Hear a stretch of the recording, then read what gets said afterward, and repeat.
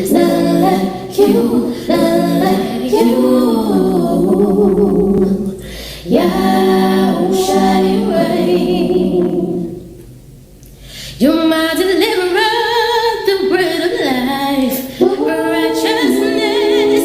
You are the light. You are worthy to be praised.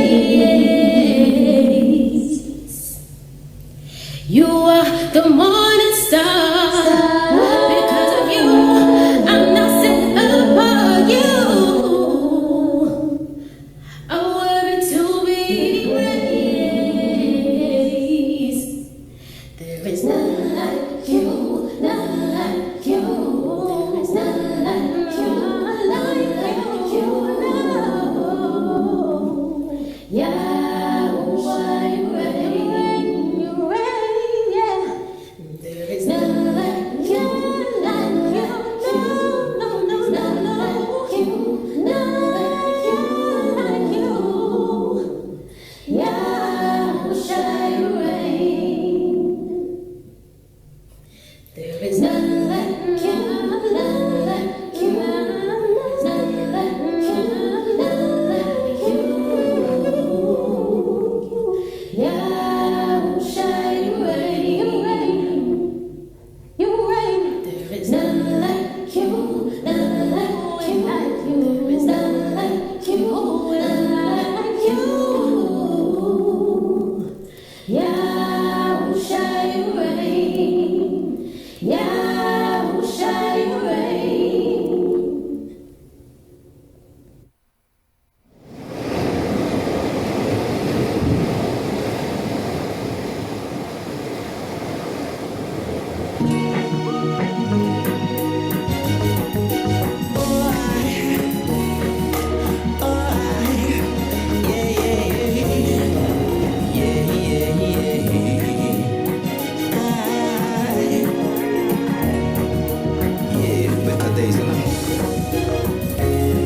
Better days are coming, my sisters and brothers, just hold on.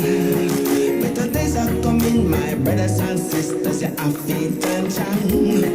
When the world will see and know what righteous light. No more fuss, me say, no more fight. I man know say better days will be coming. No more wickedness or bad vibing. Before this in the righteousness, man have to be standing. Strictly peace and love, ever flowing. Better days, nothing was off the road before they suffer over. Better days of no more.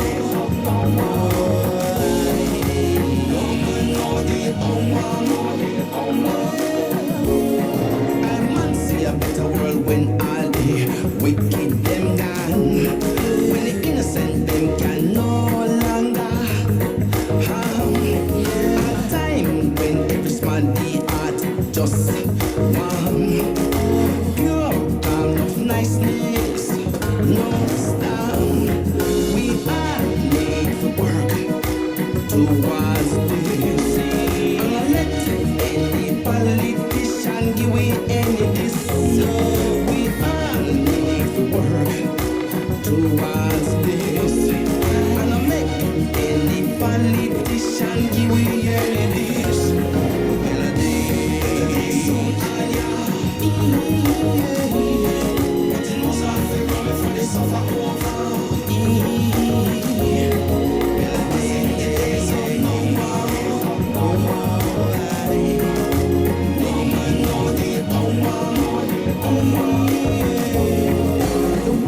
Mongers with the devil, them flirt. The innocent, them always try to hurt. Them need to stop them military advancing and start the hungry belly feeding. The truth they should be seeking. Praises to the Most High, they should be given.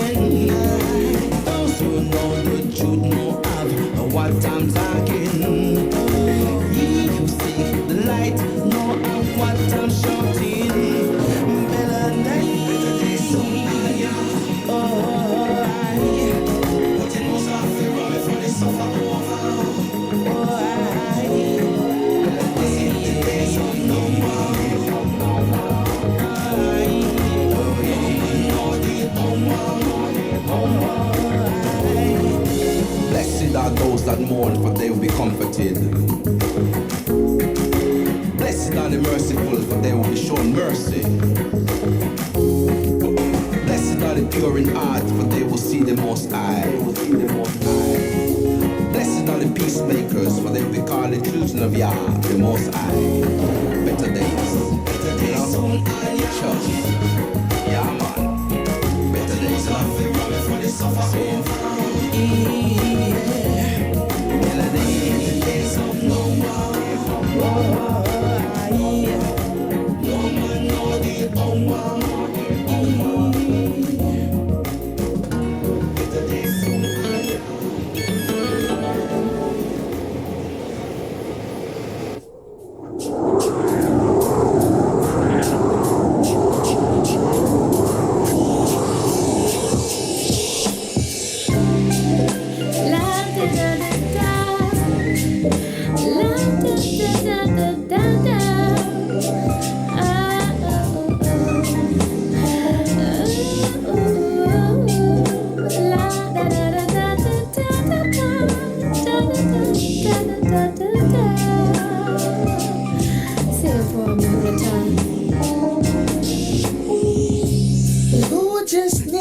Talk to you today.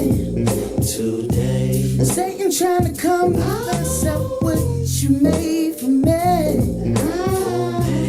No, I just can't let him in.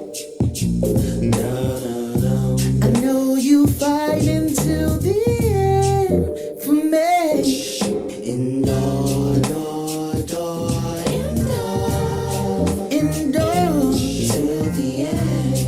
My brother, my sister, I know you might be going through it today. Till the end. My brother, my sister, I know in my heart I want to be for you. I pray that temptation never come through. I know that you just love me for me. When I have people judge me, I forgive them. Endure till the end, my brother. Till the end, my sister.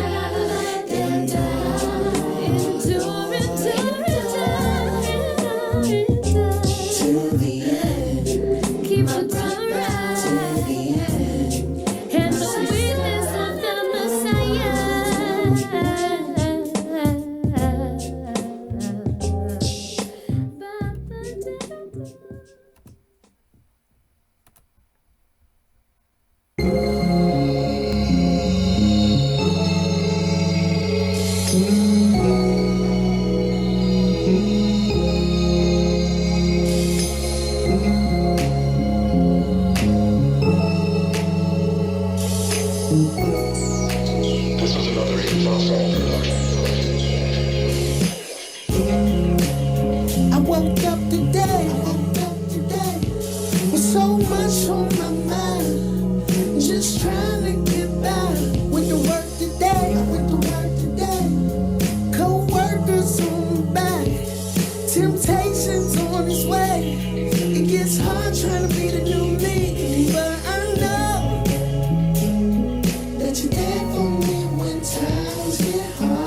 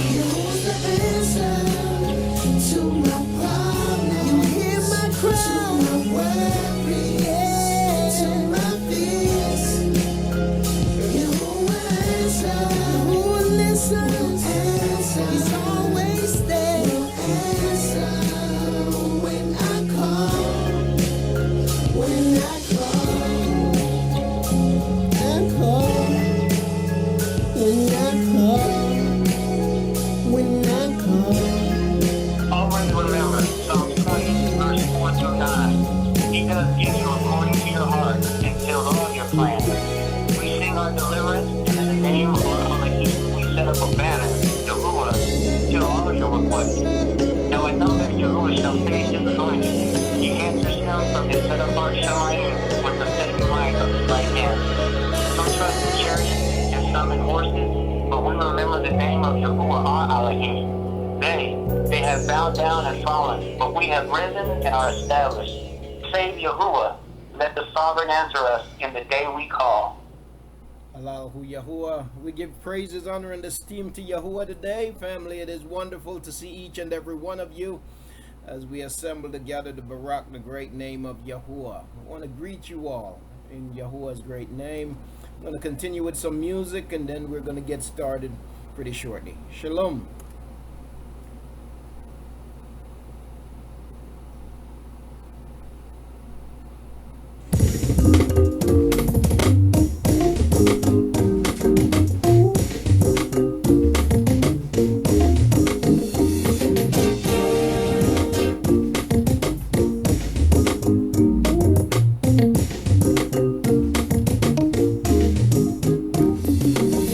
Woke up this morning and thank God for my life. So glad to be here in this lovely paradise. I just want to serve Him with all heart, soul, and might. Every day I praise Him in my eternal life. Looked up at the sun and said, ooh, sweet light of mine. I love to see you, you always seem to make things right. Love to see you rise, beautiful scenes when you go down. And in our oneness of spirit, I know I heard His sound singing, oh, well I'm just serving y'all like you. Oh, in everything that I do. Oh, with all my heart, soul, and mind, I'll be praising y'all forever in my eternal life. Walking one evening as the moon lit up the night. It's just so holy when you're under His real skies.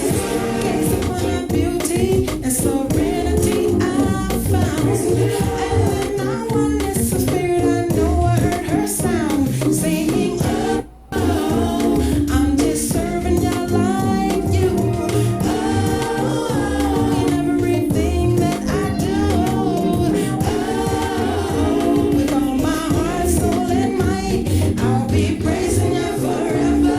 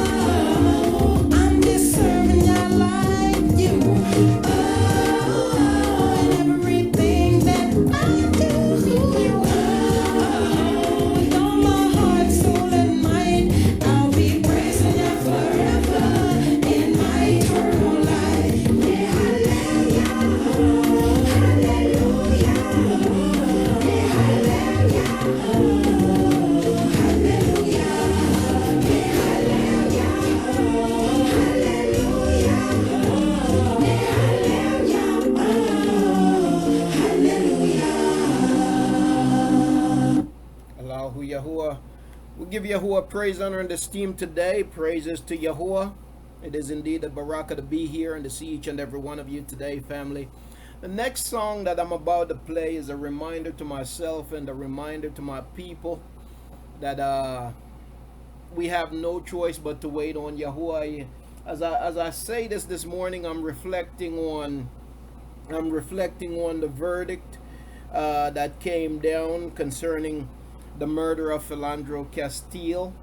The verdict that came down yesterday, in which the jury, who are supposed to be quote unquote members of our peers, but we know that to be different, wherein the jury found the police officer that murdered this man in cold blood, missing his fiancee by 2 inches with another bullet, and his daughter sitting in the back seat, a little baby 5 years old.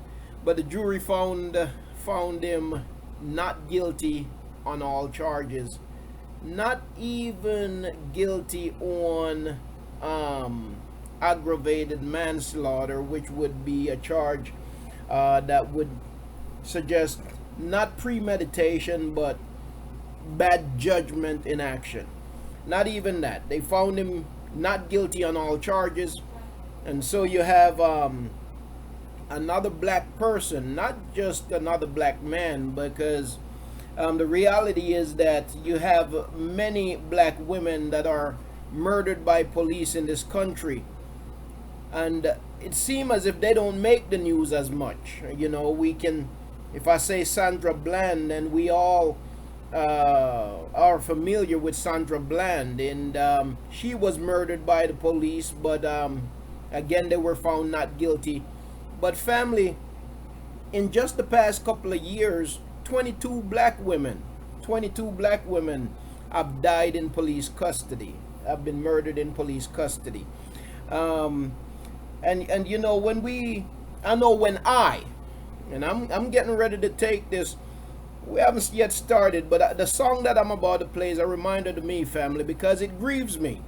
It grieves me when I see this. I mean, it pains me. It hurts me. You see, and it's not just when the police kill our people. It pains me when I see idiots, our own people, shooting down each other in the street over senseless nonsense. It pains me when I see our young men standing on the corners instead of trying to do something better with their life, when they're walking down the street with their pants hanging, sweeping the street like they're street sweepers.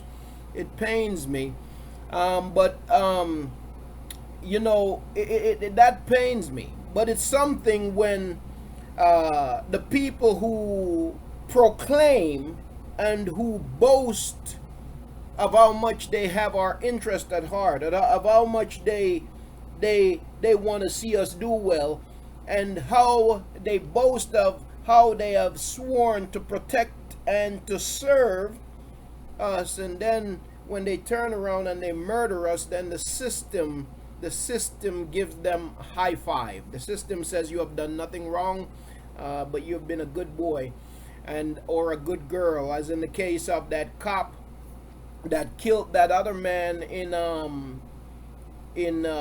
what's that state not too long ago, in the place over there from Black Wall Street, where the man was just standing in Oklahoma, Tudaki.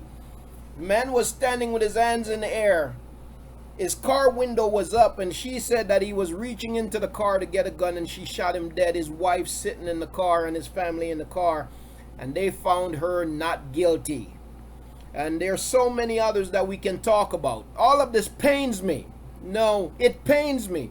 I know that it happens because we are under the curse, because our people got to awake and we got to turn to Yahuah. I know that. I understand that. I know that. But it still hurts. It still pains me when I see injustice continue to rage on. It pains me. It really do. It hurts. You see, it really do. And what hurts the most is the hypocrisy that comes after the or I should say the insult that comes after the injury. And the insult is that they come out and they pretend as if they act as if they have done nothing wrong. You see, that's the insult. You know, see, my wife this morning, she was watching a documentary on the Indians. I know recently, what's his name, Trump, talked about, what's his name, Andrew Jackson, when the decision was made recently to replace the image of Andrew Jackson that's on the $20 bill with the image of Harriet Tubman. Donald Trump was quite upset at that, and he talked about the great man that Andrew Jackson was and the great leader, and how it's disrespectful to remove his image from the $20 bill and to replace it with the image of Harriet Tubman. And I'm not getting into images right now, but the point that I'm trying to make is that here it is that you have somebody, you have a president in 2017 that would elevate a rapist, a murderer, because Andrew Jackson was responsible for the slaughter of millions of Indians and I don't know how many black people. He was a rapist and he was a murderer. He is celebrated, and the President of the United States in 2017 would put down a woman, Harriet Tubman, who fought so much just for a little bit of justice for her people. But he would put her down and elevate the racist and the murderer. You see, that's where we are, even right now in 2017. Earlier this week, you have a man, several of them were shot in Virginia. One of them, though, the third in line for the presidency, was shot, and he was wounded very badly. And there's been a lot of mourning and whatever for this man, but a lot of people don't realize that this is the same man that proudly calls himself David Duke without the baggage. And who was David Duke, or who is David Duke? David Duke is the former leader of the KKK. And this man proudly calls himself David Duke, the one that everybody's mourning over. But then you have a situation where an innocent man is gunned down, shot 5 times, fired at 7 times, shot 5 times, and then the jury found this police officer not guilty on all charges, and there is no mourning. There is not a word from the leaders speaking to the injustice, but rather they continue to celebrate the paid murderers, you see. So the next song I'm going to play is just a reminder to myself to calm down, wait on Yahuah, because, man, it's nonsense. It's nonsense in one sense, but in another I know that it's Yahuwah's will, and Yahuwah's will be done, you see. And just as the curse is upon his people, those curses will be reversed, and they will be upon the heads of those who have oppressed his people. And I do look forward to that day. I look forward to the day when those who have oppressed our people will be treated in the same way. It don't have to be no worse. I don't want it to be no worse. I just want it to be done in the same way that it has been done to us. You see, in the same way. That's what I look forward to. In them being treated in the same way that it has been done to us. So, family, as we prepare to begin, let me just play a little reminder to self here. I'm going to talk to self for a minute. All right, so self, listen up.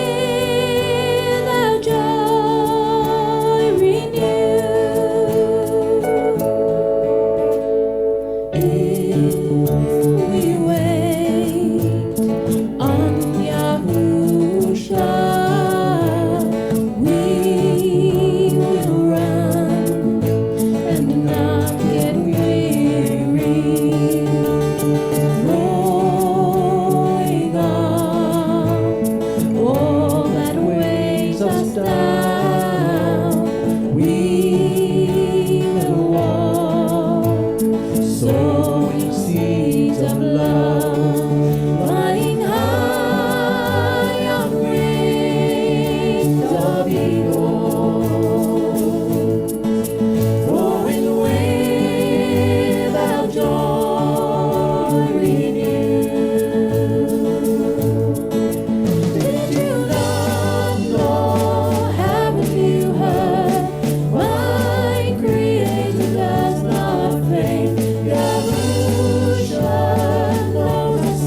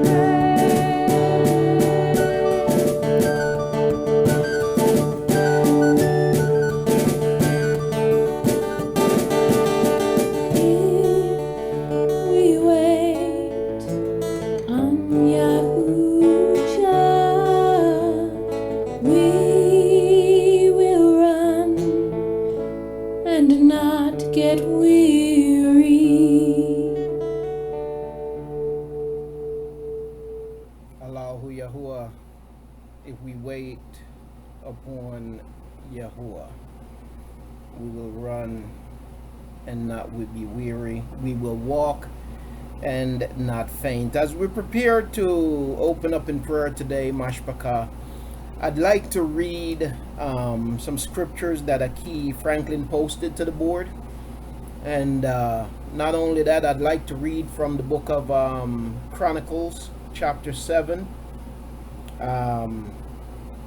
beginning in verse 14, as we prepare to begin today.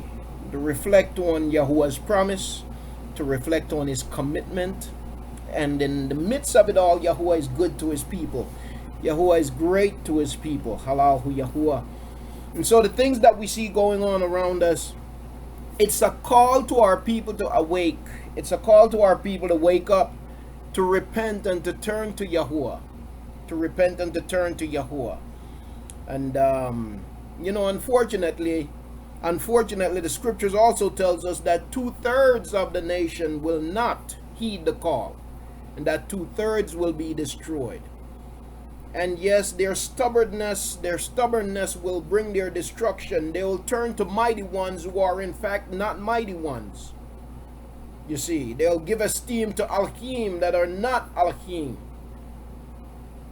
They will refuse to exalt the name of Yahuwah, but in spite of it, and even though we know it's because of their rebellion, and in some cases the many great lies that they have inherited, and they just can't seem to let go of it and shake it and turn to truth, and so we continue to perish for a lack of knowledge.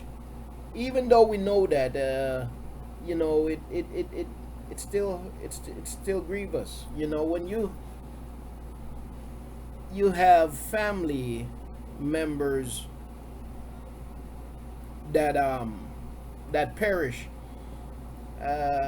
even when they're living wrong and they're doing wrong. If we have not lost our humanity, then it should still, in some kind of way, you should feel some kind of empathy and some kind of sympathy,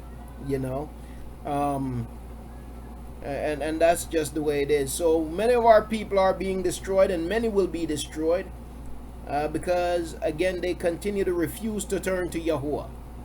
They continue to esteem mighty ones, false mighty ones. Yahuwah is crying out, and he's seeking to reach our people. And with all of the situations and all of the trauma and all of the drama and all of the injustice, it's Yahuwah calling out to his people. And so when will Yasharal awake? You see, and so Yahuwah's cry continue to go out. But I want to read these few verses that Aki Franklin had posted. And as we prepare to pray today, I want to read also from the book of 2 Chronicles, chapter 7, beginning at verse 14. Dabarim. As a matter of fact, let me go up just a little bit more.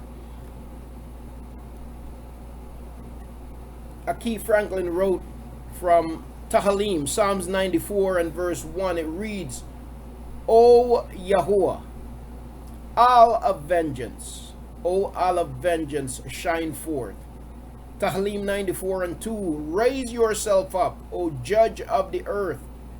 Render punishment to the proud. Yahuwah, how long are the wrong?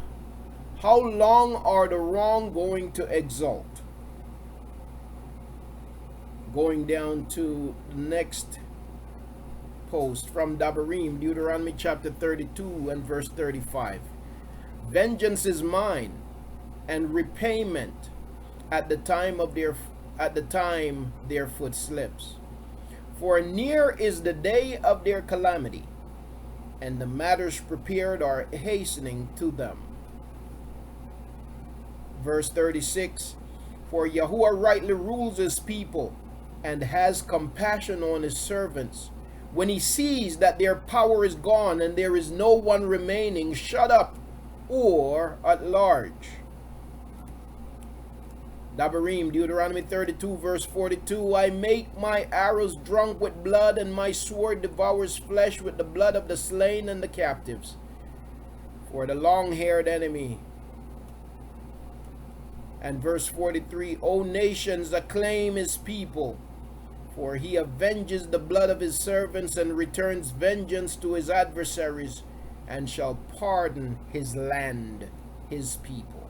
Halahu Yahuah. Praises to Yahuah. Want to read from Dabarim, Chronicles chapter 7 and verse 14, echoing the same. And my people upon whom my name is called shall humble themselves and pray. They have end. You know what? Let me begin at verse 12. This is Yahuwah's promise concerning his people. Yahuwah appeared to Shalom by night and said to him, I have heard your prayer and have chosen this place for myself as a house of slaughtering. I have chosen this place for myself as a house of slaughtering. And I'm not going to get into great details on this, but I just want to emphasize for our people out there who continue to live in rebellion against the word of Yahuwah, who continue to live and to act in disobedience concerning the words of Yahuwah. When we do so, we're only bringing judgment on ourselves. And I'm talking about those who are still going around meeting in public parks, meeting in hotel rooms, and wherever you want to meet, saying that you're keeping the feast and you're slaughtering in the desert to Yahuwah. Family, I want you to know that Yahuwah has not chosen any place in America. He has not chosen any place in any other part of the earth except in the land. And he said to Shalom, this is 2 Chronicles chapter 7 and verse 12. So to you out there who are running around all over the place saying that you're keeping the feast and you're coming together here and you're coming together there, and you're saying that you're keeping the feast, this is Yahuwah's word to his people. This is Yahuwah's word to you. This is the contract that he made with Shalom. He said, and Yahuwah appeared to Shalom by night and said to him, I have heard your prayer and have chosen this place. I've chosen this place. It ain't no place in America, and it ain't no place nowhere else. I have chosen this place for myself as a house of slaughtering. There is a specific place that was chosen as a house of slaughtering. If I shut up Shamayim and there is no rain, or if I command the locust to devour the land, or if I send pestilence among my people. Listen to that now. The pestilence is among us, family. The pestilence is among us. When you're shot down in the street, it's because the pestilence is among you. When you are terrorized, when you are locked up illegally, it's because the pestilence is among you. When sickness and diseases come upon you, it's because the pestilence is among you. When you find yourself hungry and can't even have enough to eat, you can't barely feed your family, it's because the pestilence is among you. When you find yourself in a state of homelessness, us as a people, it's because the pestilence is among us. You see, so Yahuwah says, if I shut up Shamayim and there is no rain, if I command the locust, if there is no abundance among you, if there is no abundance upon you, if you are continuing to live in want, as we will and as we as a people would when we find ourselves in captivity, if I shut up Shamayim and there is no rain, or if I command the locust to devour the land, or if I send pestilence among my people, and my people upon whom my name is called shall humble themselves and pray and seek my face and turn from their evil ways, then I will hear from Shamayim and forgive their transgressions, and I will heal their land. Now my eyes are open and my ears. Let me just share the screen. I forgot that I wasn't sharing the screen. Let me put the scriptures on the screen. Bear with me just for a moment here. Mashbaka.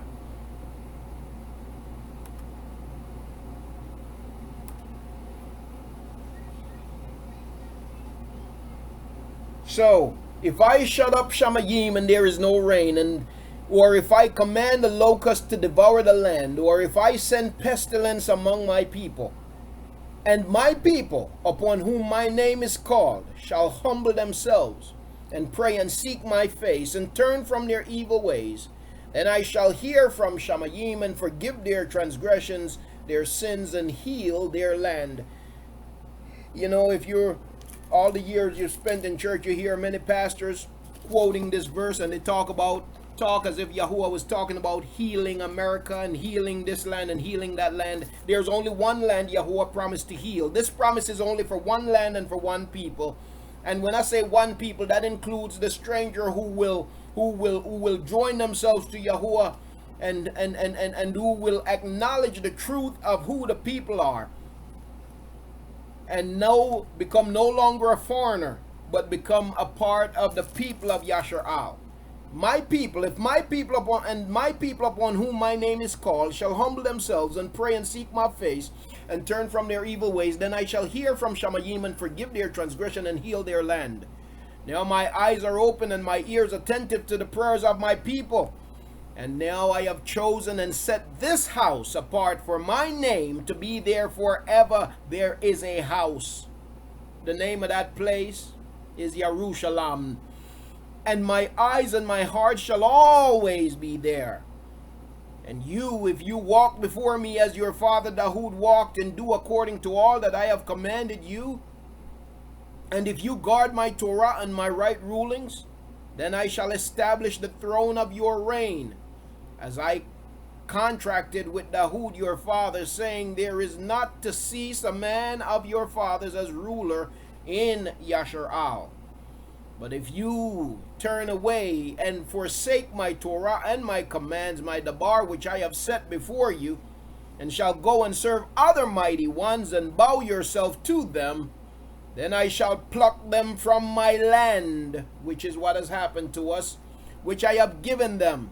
And this house, which is in the land, which I have set apart for my name, I shall cast out of my sight, and make it to be a proverb and a mockery among all peoples. And this house, which has been exalted, everyone who passes by it shall be astonished, and say, why has Yahuah done thus to this land and to this house? Everyone who knows passes by the land and say, how amazing it is that the people to whom the land belongs, that there is no trace left of them in the land. They have been totally and utterly destroyed, removed from the place. You see. Then they shall say, but there is a then. Then they shall say, because they forsook Yahuah of their fathers, the Alachim of their fathers, Yahuah Alachim of their fathers, who brought them out of the land of Matzrayim, and embraced other mighty ones, and bowed themselves to them, and served them. Therefore he has brought all this evil on them. And you see, when we get to that point of the then, when we can come to a realization that there is a then that's where hope begins. You see, when we can say, then they shall say, because they forsook Yahuah. When we come to the then, where we realize that we have forsaken Yahuah, the Alachim of our fathers, who brought us out of the land of Matzrayim, and we have embraced other mighty ones like Jesus, God, the Lord, Jehovah, and all of that. Other mighty ones, and bowed ourselves to them and served them. Therefore he has brought all this evil upon us. When we come to the then, that's where we understand where our problems begin. When we understand where our problems begin, then we can turn in repentance, and we can turn to Yahuah, and Yahuah will deliver his people. As assuredly as we as his people are being persecuted, as assuredly Yahuah will deliver. Because if Yahuah was certain to bring judgment upon his people, Yahuah is also certain to bring deliverance to his people.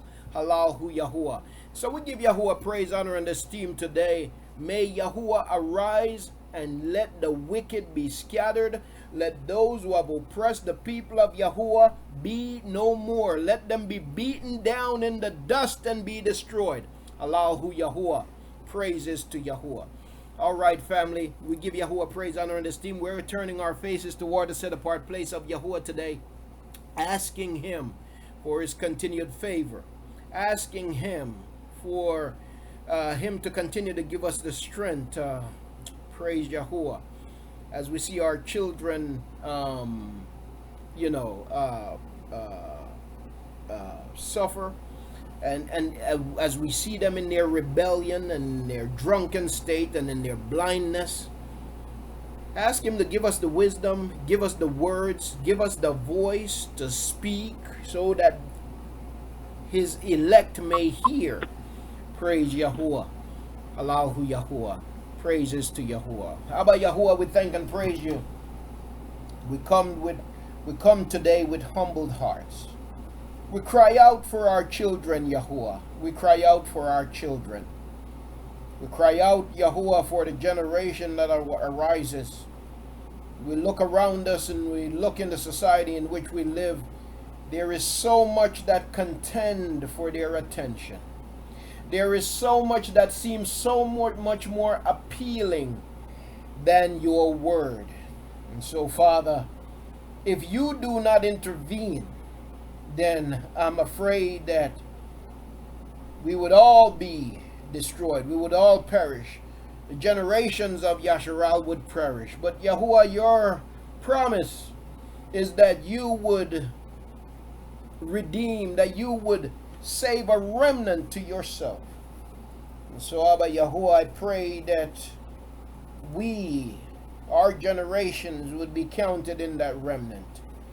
I pray, Yahuwah, that our people, the eyes of our people would be open, that we would begin to see our dysfunction, that we would begin to see what we're doing wrong, our evil that is causing us to suffer the way we do as a people, that is causing us to experience injustice like we do. I pray, Yahuwah, that You would comfort those who mourn. I pray, Father, that You would reveal Your word to Your people. Our people are so hardened, our hearts are so hard, that even when the word of Yahuwah go forth, Yahuwah, they turn their back and they turn to the idols. Even in our families, among our family members, they disregard Your people, Yahuwah. Your own people disregard their own people because they turn to You. And I pray that You would be merciful, Father. It's not Your will that any should perish, but that all should come to repentance. And though we know that not all will, and that a great majority won't, Father, we still cry out on their behalf. You know, Masha prayed, and as he prayed for Yasharal, when Yasharal was being disobedient and being ungrateful and being stiff-necked and complaining, and You said, Yahuwah, that it grieved You that You had delivered them and that You were going to now destroy them. Your servant, the prophet, said, No, Yahuwah, no, remove My name from the book, but let them live. And so, Yahuwah, we cry out on behalf of Your people. Let them live, Yahuwah. Draw them to You. Let their eyes be open. Because, Father, a great nation has fallen asleep. A great nation is now a byword and a proverb, being called everything except who and what they are. So I pray that You would be merciful. I pray, Yahuwah, that You would cause our young ones to seek You and to serve You. Put in them a desire to seek You, Yahuwah. We can tell them. We can try to show them. But Yahuwah, we need You. We need You. We need You to work on their hearts. And so have Your way, I pray. I pray that You would barak this time. Barak our families, our peoples, wherever they're joining us from, listening in from around the world. Pray, Yahuwah, that Your favor would be upon this word, that Your barakah would be upon us, that You would continue to strengthen us and to keep us. We give You praise, Yahuwah, for hearing the petition of Your people, for responding to the need of Your people. I saw a moment, just moments ago, Yahuwah, where the testimony from Akut Shante, who had found herself in a state of homelessness. Yahuah, again, you have provided for her, and we praise you for that. We praise you, Yahuah, for bringing her to you and for continuing to show yourself great and mighty to her. We praise you, Yahuah, for her children. May you continue to barak them and to seal them with your name. We give you praise for hearing our prayers, for responding to us, for healing, for providing, for all that you do, Yahuah. All good things come from you, and for that we give you thanks. And so we praise your great name today. We say, Halal Huyah, Barakatah Yahuah. Truly there is none like you. Halal Yahuah. We give you praise. Aman. Halal Huyah. Praises to Yahuah. Praise Yahuah.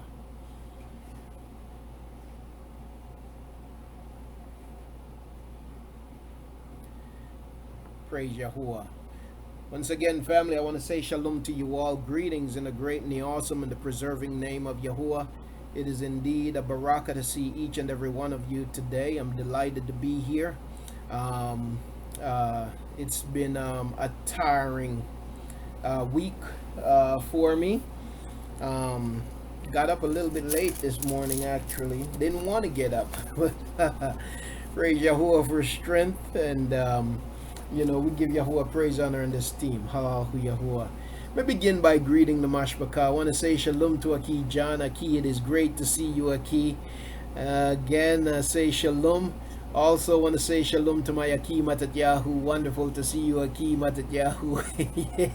Yeah, I feel you, Aki. I can absolutely and totally relate. Also want to say shalom to Aki Al Yahu. Great to see you as always, Aki. And also to my Aki Keith. Greetings to you, Aki. Shalom, shalom. And I want to greet my Akut Joan. Wonderful to see you as always, Akut Joan. To Akut Gina, I say shalom to you, Akut. Shalom. Wonderful to see you. I also want to say shalom to Aki Franklin. Greetings to you, Aki, in Yahuah's name. And I also want to greet Akut Sharia. Shalom to you, Akut. Wonderful to see you as always. And also saying shalom to Akut Carmen. It is indeed a delight to see you, Akut. And also to my Akut Atalia. I greet you, Akut, to you and your Asha. I want to greet, and all of the families, the names I've greeted. I want to say shalom to your Bayat also, because I know that we have individuals listening whose names are not represented on the screen. We want to greet you and welcome you to the fellowship today. We also want to say shalom to my Akut Amuna Yahu. Shalom to you, Akut. Wonderful to see you as always. To Aki Ahmed, I greet you, Aki, in Yahuah's name. To Aki Adi Al, greetings to you, my Aki Adi Al. To Akut Shar, greetings to you, Akut. Shalom to you and to your Bayat. And also want to say shalom to the family joining us via telephone 910-363. Shalom to you. Also want to say shalom. I'm going to come back to my Asha here in a moment. Shalom to Akut Yanat. Greetings to you, Akut Yanat. And also to Akut Mary. Shalom to you, Akut Mary. Wonderful to see you as always. To my Aki Damon. Greetings to you, Aki. To Akut Mahalia, I greet you in Yahuah's great name. And to my Akut Adelaide, it is wonderful to see you as always, Mashbaka. Indeed, a baraka. I want to say shalom also to Akut Talicia. It is wonderful to see you, Akut. I'm going to turn my attention to YouTube here to Aki. Aki Trevin is just joining us. He's not yet hearing us. His audio is not connected yet. But, so let me turn to YouTube here for a moment and greet Mashbaka there on YouTube also. All right. I want to say shalom to Al-Yada Yasharal. Praise Yahuah. Shalom to you, Al-Yada. Also want to say shalom to Mitchell Wells. Greetings to you, Aki. Shalom. And also to our Akut Shante. I want to say shalom to you, Akut. And to Aki Yahakab, Akut Sharia, servants of Yahuah, we say shalom. Greetings to you, Mashbaka. A delight to see you as always. To Africanus, Eden, That's Akut Sharon. Shalom to you, Akut. Wonderful to see you as always. And also to Key Maurice the Salt. Want to say shalom to you, Aki. Shalom to you and to your mashpaka, who greets also the mashpaka. We say shalom to you also. Akut Mahalia. I believe Akut Mahalia is represented on Fuse also. Shalom to you, Akut. And let's see, who else do we have? Akut G. Want to say shalom to you, Akut. Akut G Levia. It is wonderful to see you as always, Akut. Greetings to you in Yahuwah's great name. To Akut Anitra. Praises to Yahuwah. Wonderful to see you as always. To my Akut Angela. Shalom to you, Akut Angela. To my Aki King Ed, I say shalom to you, Aki. And let's see who else we have that I've not yet greeted.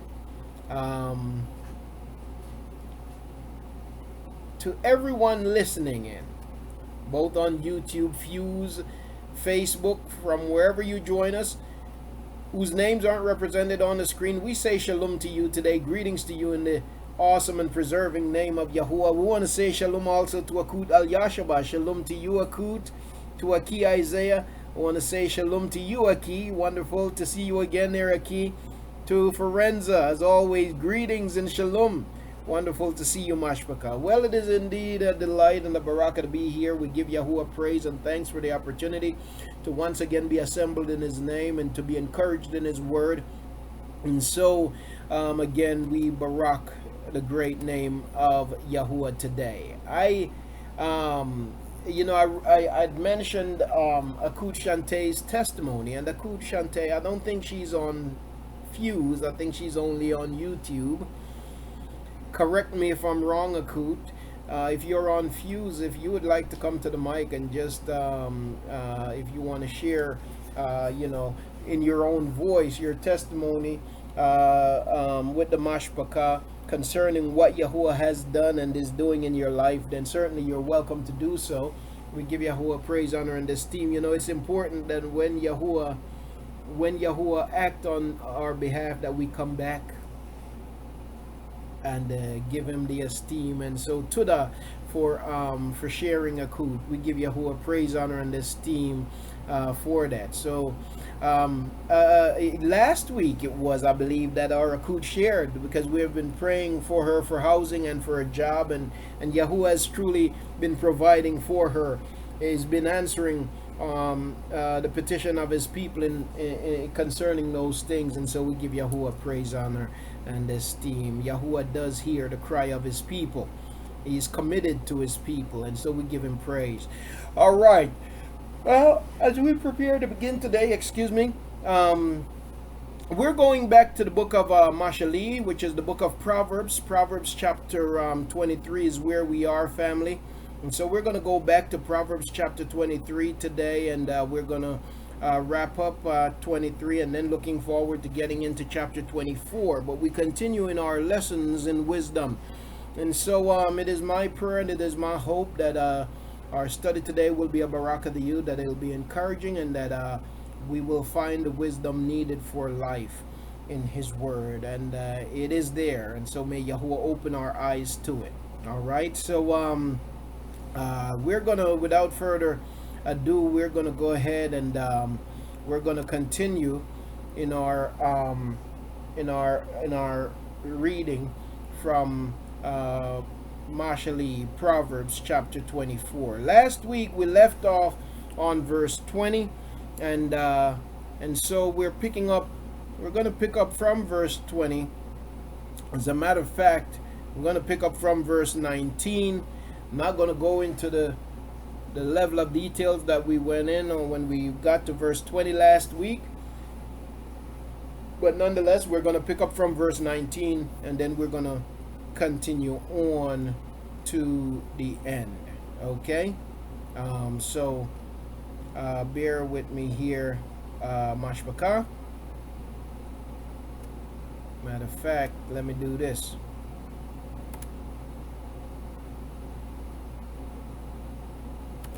Verse 19, and then I also have to share this I'll have to share my screen also with Fuse, so bear with me while I get all of that together. Okay. Oh, Akut Shar, your flag is up. Please go ahead, Akut. Akut Shar, please go ahead, Akut. Okay. Shalom, everyone. It's wonderful to be here, especially wonderful to see all the mixed. Praise Yahuah. Let me And while find, you're see if I can find you Can you on hear the me? screen here, so I can unmute your mic because I'm not hearing Akut Shar. Where is Akut Shar? Can I be heard? Okay, I see you, but I'm not hearing you. Why am I not hearing? Okay, you're the Wow. only one not hearing me, I believe, Aki. Okay, I'm going to disconnect my audio and reconnect, so bear with me just for a second, Akut.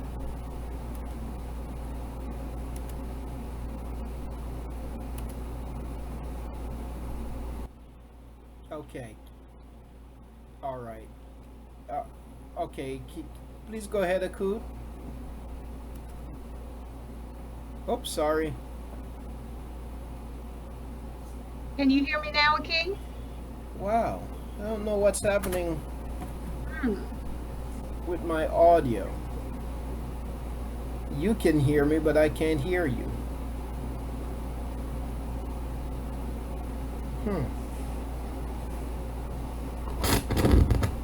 Okay, I'm just messing with my speakers here, wondering why that is. Wow, I am unable to hear.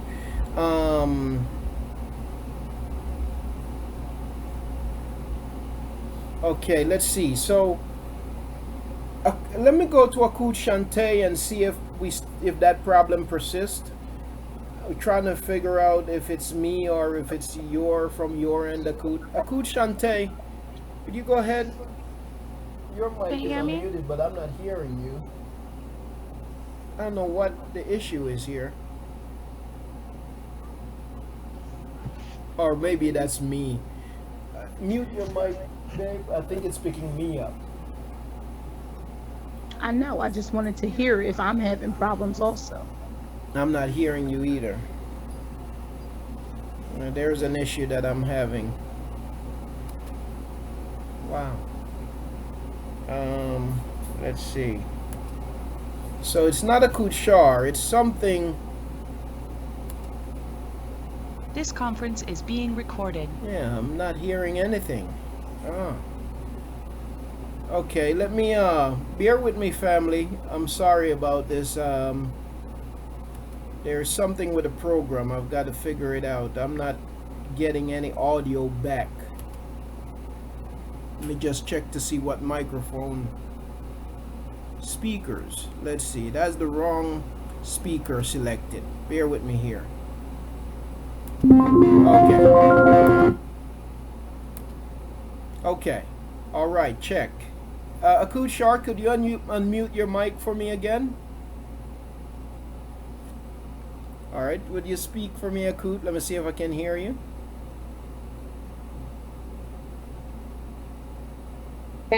Yes, I can hear you now. Okay, the system. Okay. Yes. Okay, great. The system has selected the wrong speakers. Okay, praise Yahuah. Okay, so everybody can hear me, okay. I just want to give a testimony and, I just know I need to give this because I just need to. All right. Praise Yahuah.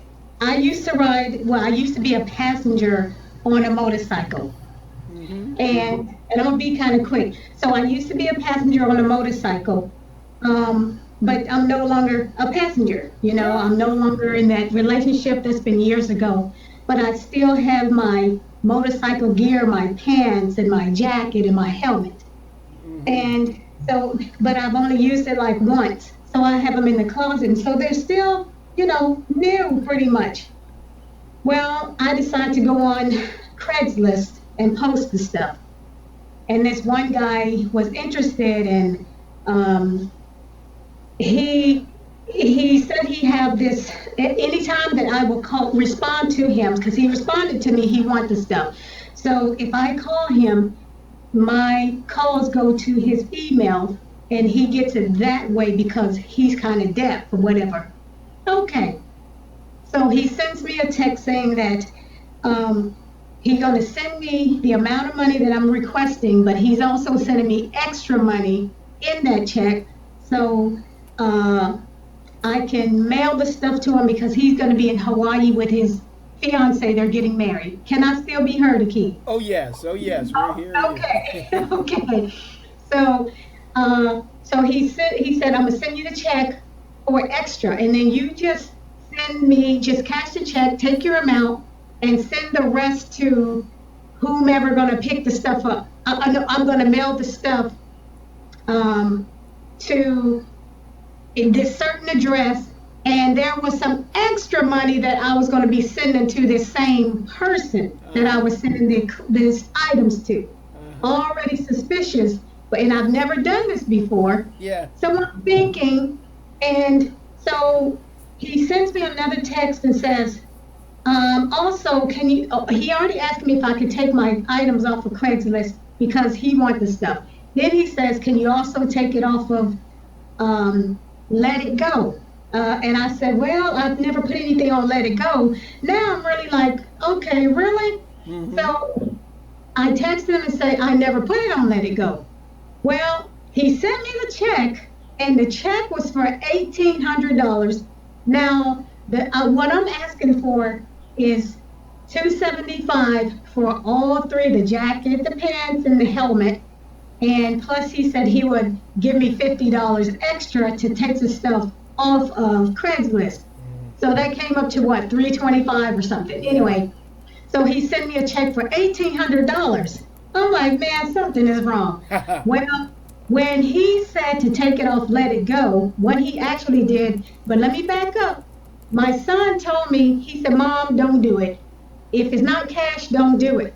And then Robert, my husband, told me, well, but it's going to be a cashier's check. A cashier's check is like, it is money. So, but when we got the check, it wasn't a cashier's check. But the Let Go, when he said take it off for the Let Go, what he actually did was he sent my message to somebody else.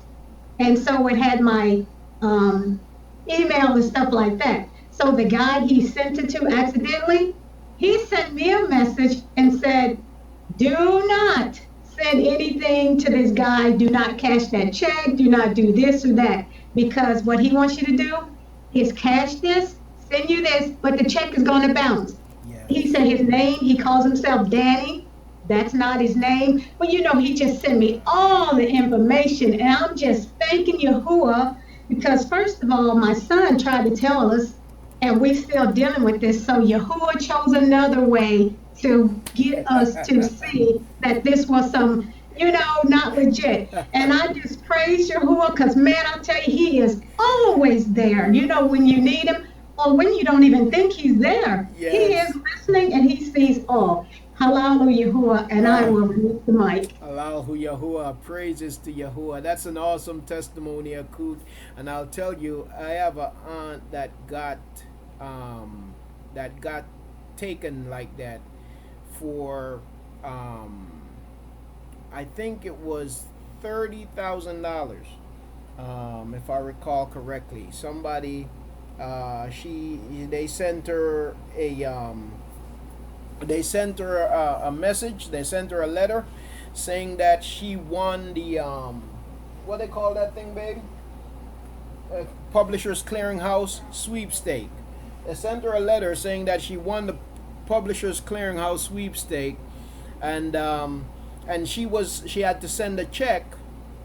She had to send a check, a blank check, for them to deposit the money into her account.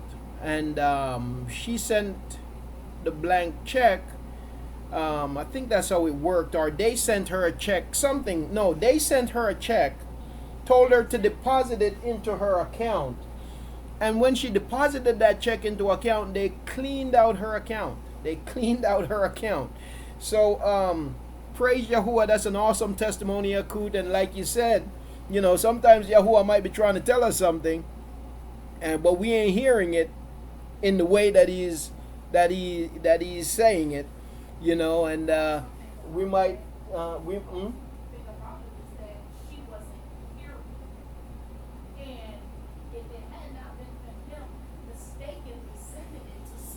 Which is Yahuwah's doing. Mm-hmm.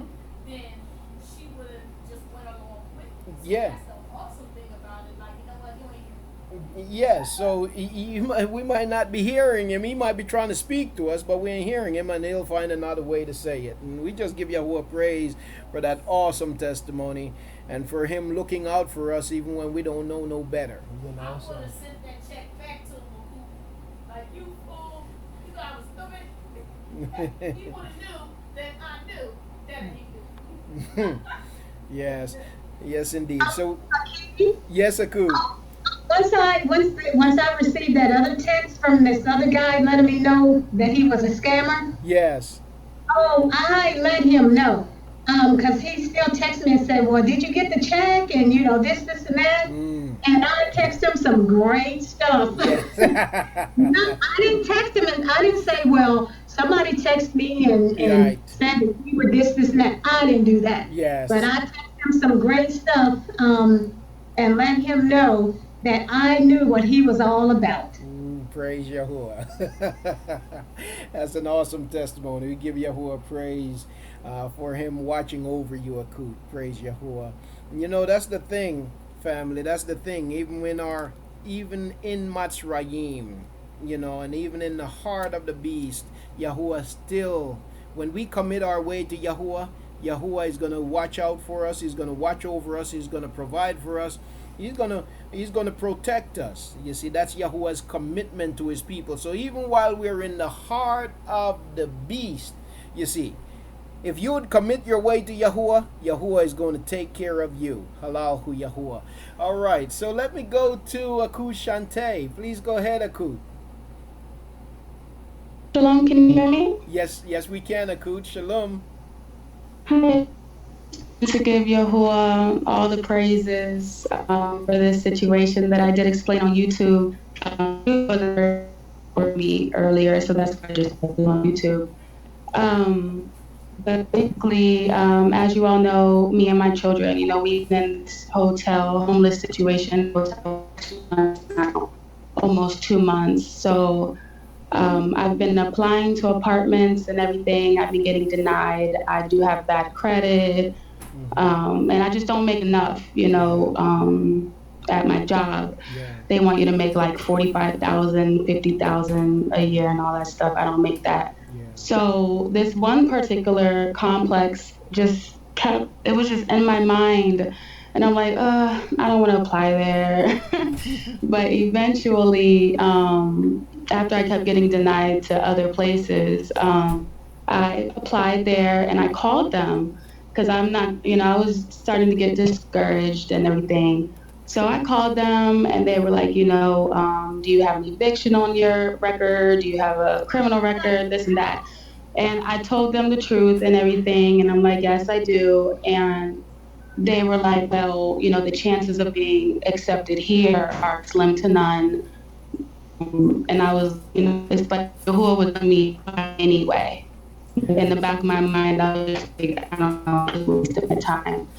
But anyway, so I applied there, and the leasing consultant, she really helped me fill out, you know, all my application, and she just went above and beyond, and I praise Yahuwah for her. There's certain things that, you know, I didn't fill out, and she just, you know, made sure that I filled out everything so it didn't automatically get denied for that case. And so they said they would get back to me in 2 weeks, but they got back to me in a few days.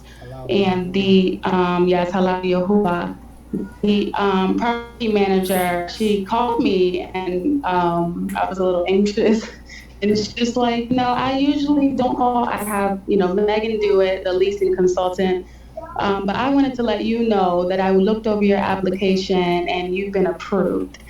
And like, I just started crying. I mean, I was in shock.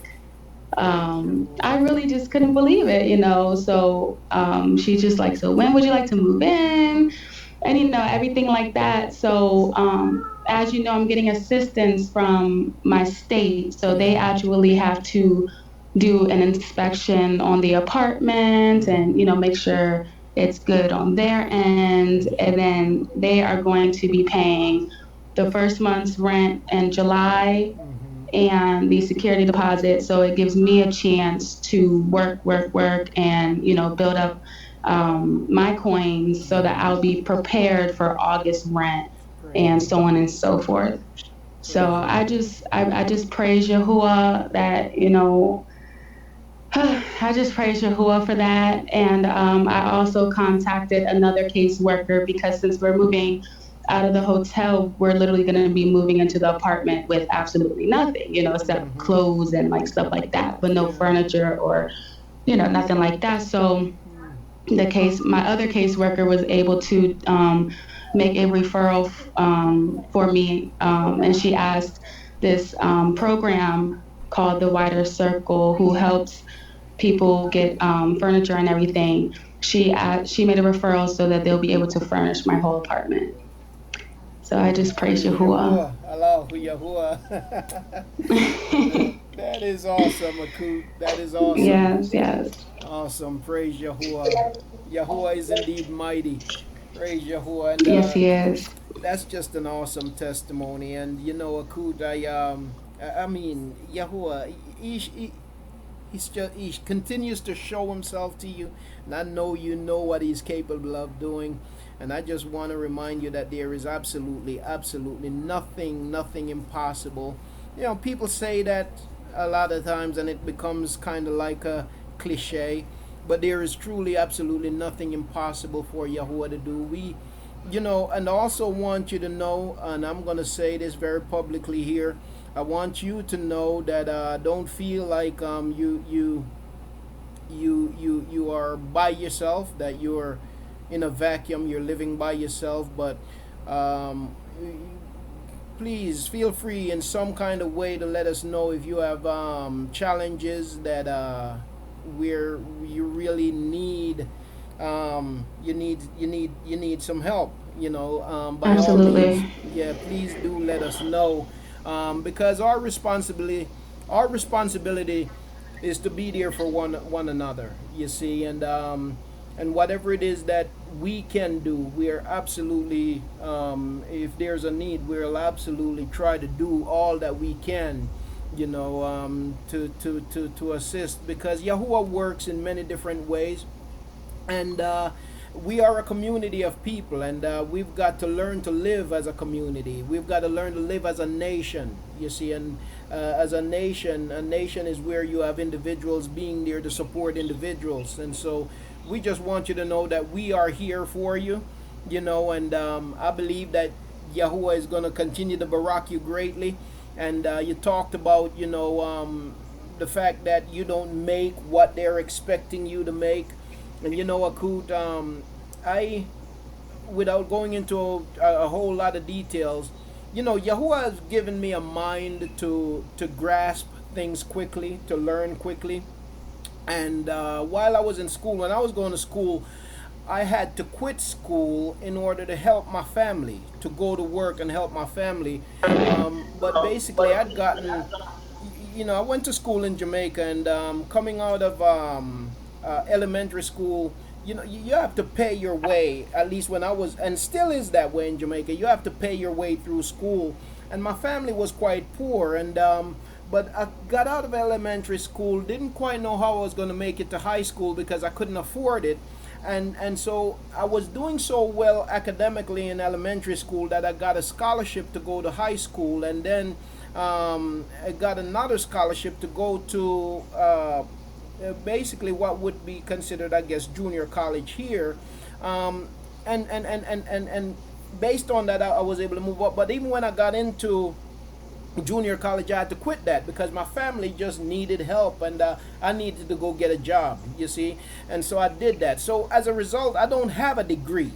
I don't hold a degree in my hands, but what has happened with me is that every job that I've held, Yahuwah has really shown me favor, and He has allowed me to hold positions that without His favor I shouldn't have, and so I, I make more than I should based on my credential, based on my educational credential, you see. And the reason why I share that with you is to say that it's not, let me put it this way. Dahoud puts it like this: my promotion comes neither from the east nor from the west, but from above.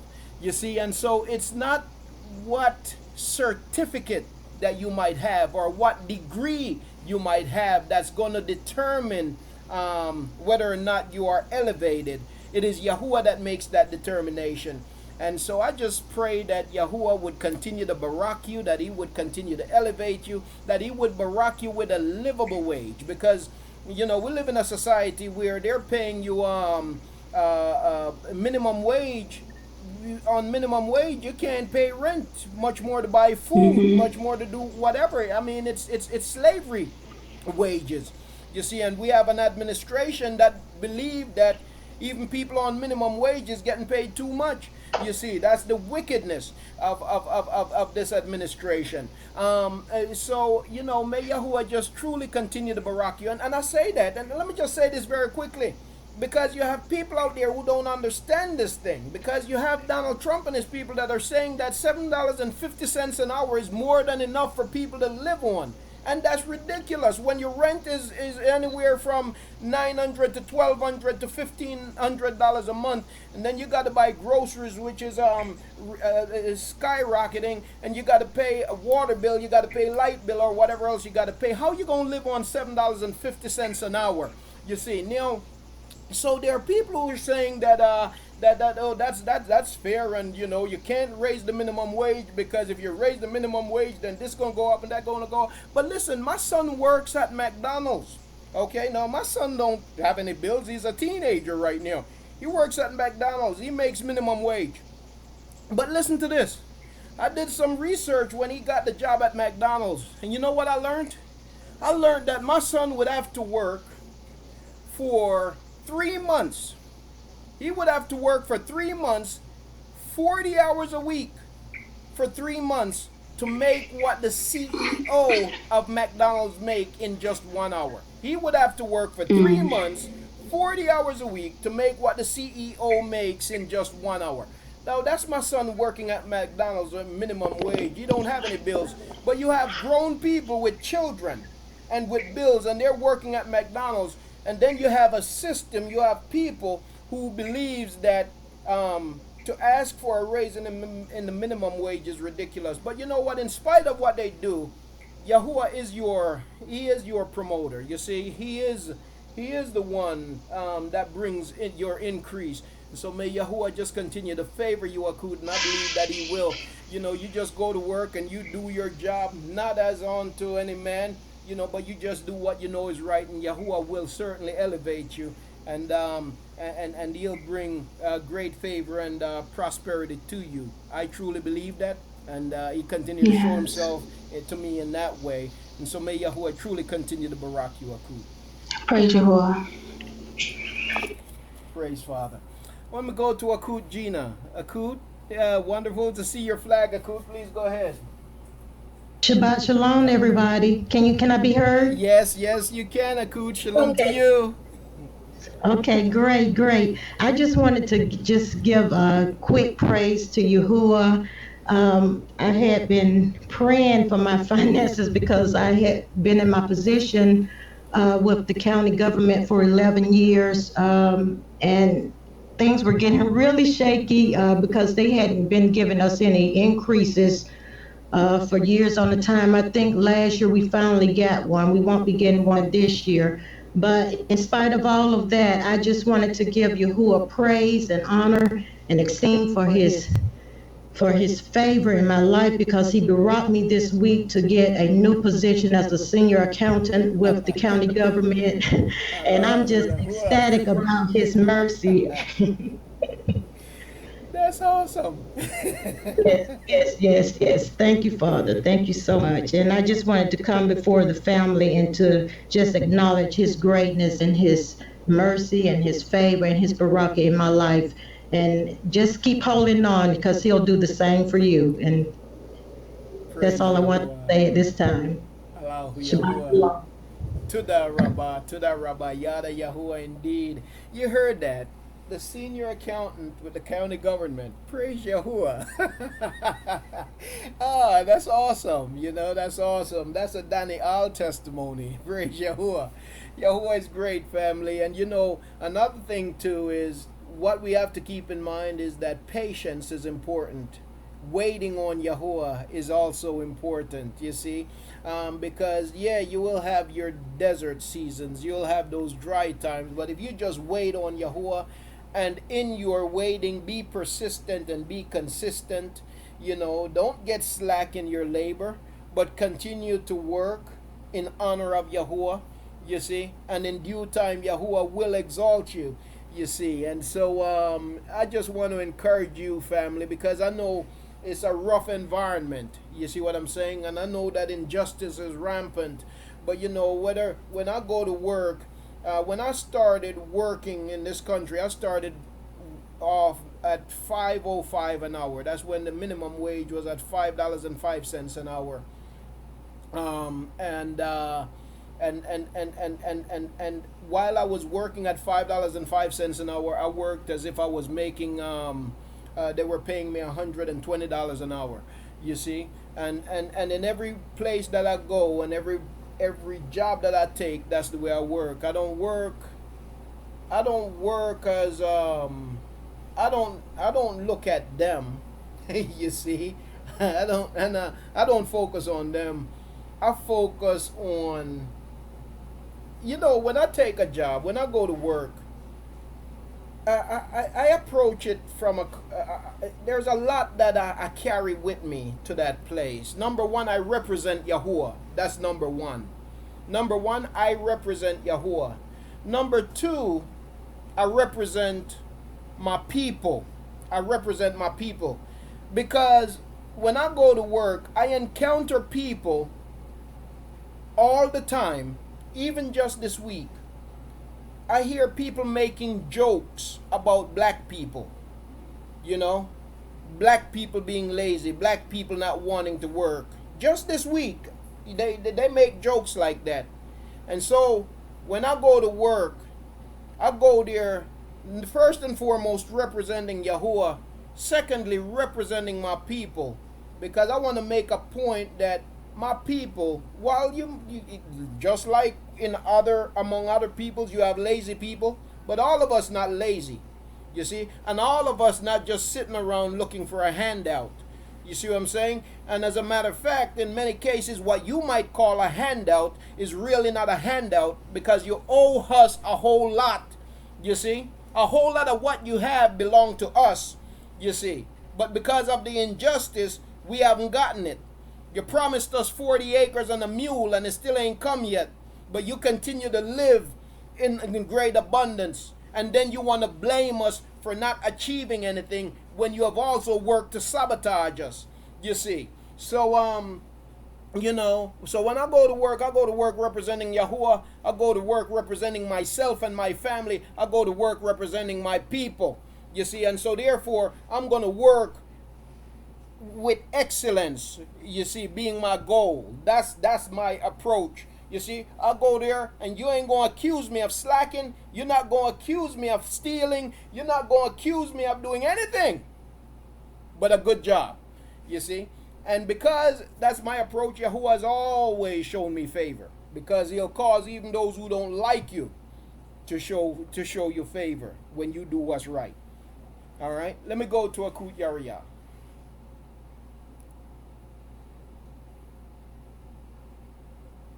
Shalom, Akut. Please go ahead, Akut. Hello, can I be heard? Yes, you can. Wonderful to hear your voice. Hello, Yahuwah.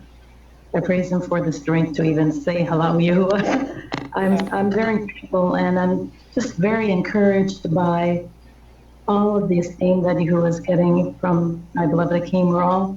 going through so much, and it's really important, as it has been a reminder to me, to give the Father esteem, even if we think it's something little bit, it's never little. Yes. We also, the things that we tend to take for granted, the things that He does for us that we don't even know, I want to give Him praise for that. And as people were talking about the baraka they received on their jobs, I too have a little story because we just recently went through our yearly evals, and so our boss was telling our entire group, well, nobody's, there's a scale of 1 to 4. She said, don't expect a 4. If you get a 3, that means you're doing your job, and be happy with that. She told it to the entire group, and so, okay, that's fine. But I just praise Yahuah for his favor, because even since this particular boss that I have has been there, it's like Yahuah has allowed me to find favor. And so when I went for my eval, we're sitting there, and she tells me, all right, so I'm giving you 4s. And then there was this big pause, because I'm thinking, did she say 3 or did she say 4? Praise Yahuah. So, your it's a merit raise. So your raise is based upon whether you get a 3 or a 4. So praise Yahuah for that. And I just want to give thanks, because even though we're going through things on a daily basis, some of us are in the valley right now, some of us are on the mountain. Sometimes we can forget that Yahuah is still with us, and he's still giving us a baraka just on a daily basis. So I just wanted to share that, I am going through still a lot, and I just wanted to let everyone know that I am thankful. And even in the pain and even in the things you have to go, allow Yahuah. Allow Yahuah. Praises to Yahuah. Praise Yahuah. Praise Yahuah. Go ahead, babe. Praise Father. Tuda Akut. And that is indeed so true. And we, as Yahuah works, He continue to show us. Sometimes it's not that. It's not now that we're carefree. We still have cares, right? We still have hardships and difficulties. But Yahuah still, He does continue to remind us that He's in charge, and He continues to encourage us by parting the sea for us. And so may Yahuah continue to barak you, to strengthen you, and to lift you up, Akut. And I know that you have a lot that you're dealing with. May Yahuah continue to strengthen you and to lift you up as only He can. Praise Yahuah. I was listening to the testimonies coming forth, and I was thinking, wow, I don't have no testimony. But just that quick as I thought that, the other thing I thought was, I have nobody that basically says, great job, pat on the back or anything like that, because I don't work. So, but as quick as I thought that, it just reminded me of a testimony, something that is rather dear to me and close to my heart, though. All this week, the kids are getting out of school. We've been going to little graduations.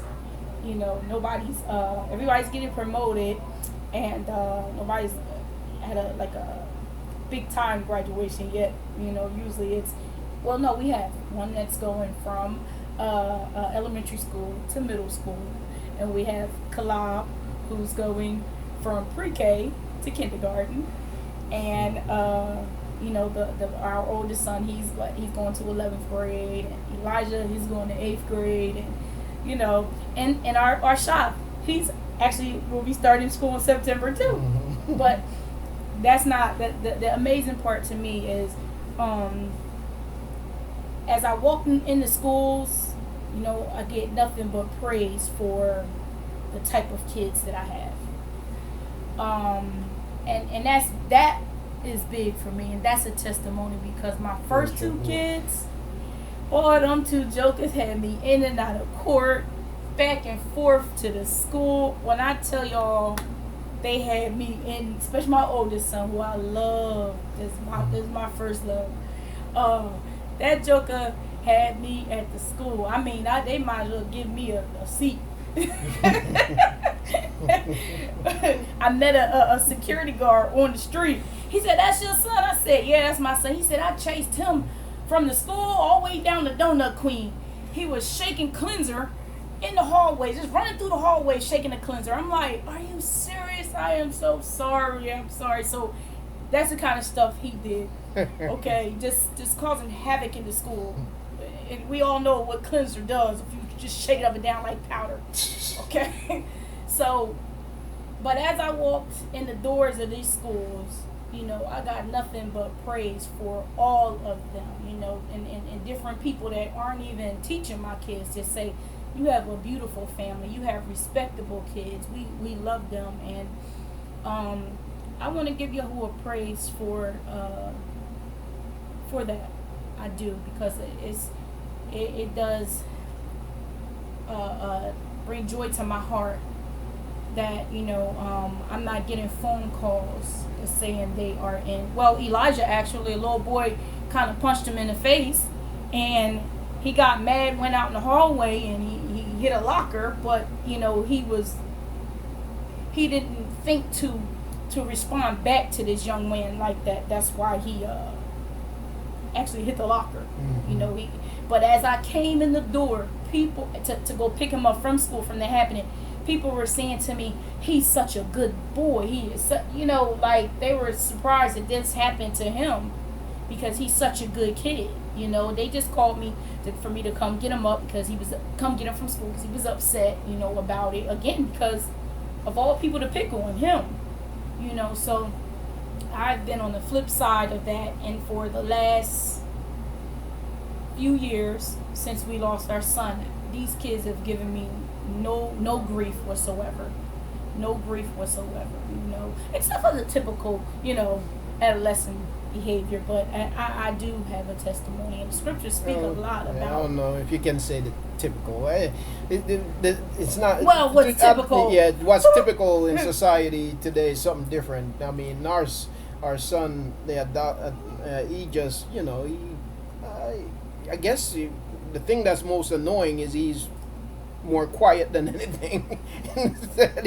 he don't say anything. When I say typical, I'm talking about taking snacks when they ain't got no business taking snacks. I'm talking about washing the dishes the way I want you to. that's typical adolescent lazy behavior. But that stuff that I went through before, you know, we're not going through. I don't want to say that part right there because I don't want to say that part. But we're not going through now. You know, our son said to us the other day, we had asked them about, you know, to give us a few scriptures, and they couldn't come right off the top of their head with, you know, we were actually talking about fear and the fear of Yahuah when we was doing a study with them. And my husband said, you know, this is because you guys don't fear Yahuah. The oldest one, you know, he somewhat raised his hand and said, oh, wait a minute, back up. I wouldn't say that we don't fear Yahuah because we can't think of a scripture right off the top of our heads. He said, because that... Well, they didn't say back up. No, he didn't. That's me. That's me ad-libbing, y'all. He said, he didn't say back up, but he said hold up. He said, he didn't even say hold up. No, but that's just how I talk. He said, I wouldn't say that we don't fear Yahuah because there are things that we don't do that a lot of kids are doing. Now, I can't even imagine some of the things that these kids are doing nowadays, but he is obviously aware and has made the comparisons. So he wanted to let his dad know respectfully, we do fear Yahuah because we are not indulging in some of the stuff that these kids are indulging in. And probably some of his peers, because he's in the 10th grade going to the 11th grade.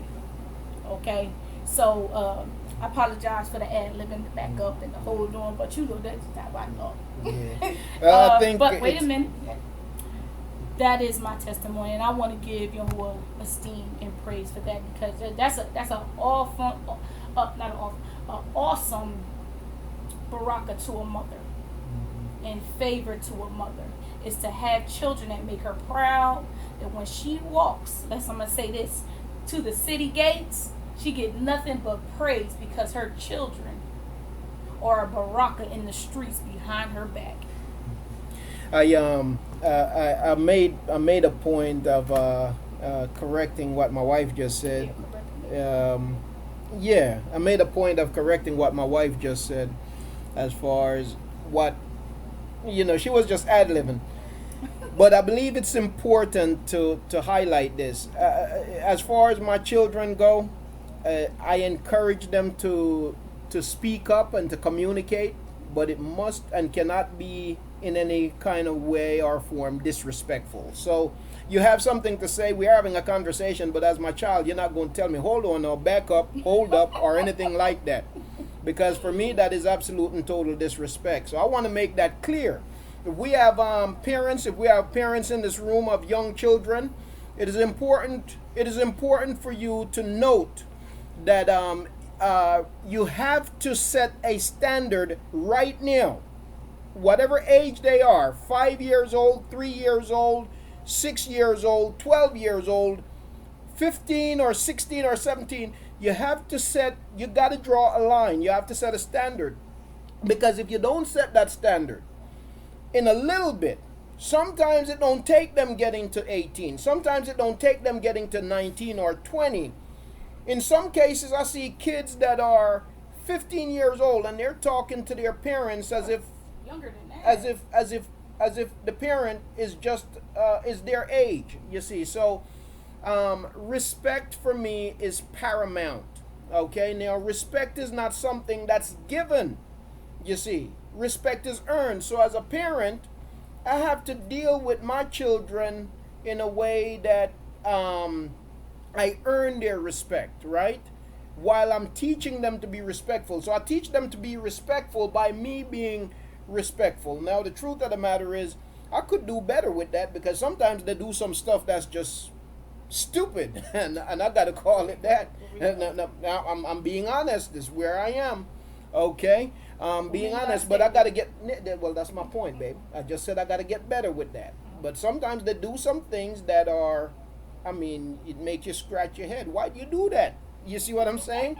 But they're children. You see, so sometimes my response, no, I don't go cussing at them. Sometimes I gotta get loud. Sometimes I gotta get loud. Sometimes you gotta get the point. You see what I'm saying? And that's the bottom line. But you have to teach them how to be respectful. You see, the reason why so many of these kids, listen, let me just say this very quickly. You do have situations. I've seen videos where the police pulled over a man, more than one video, pull over people that's not doing anything, but they're acting like the person is doing something because they want a reason to beat them down or whatever the case is, right?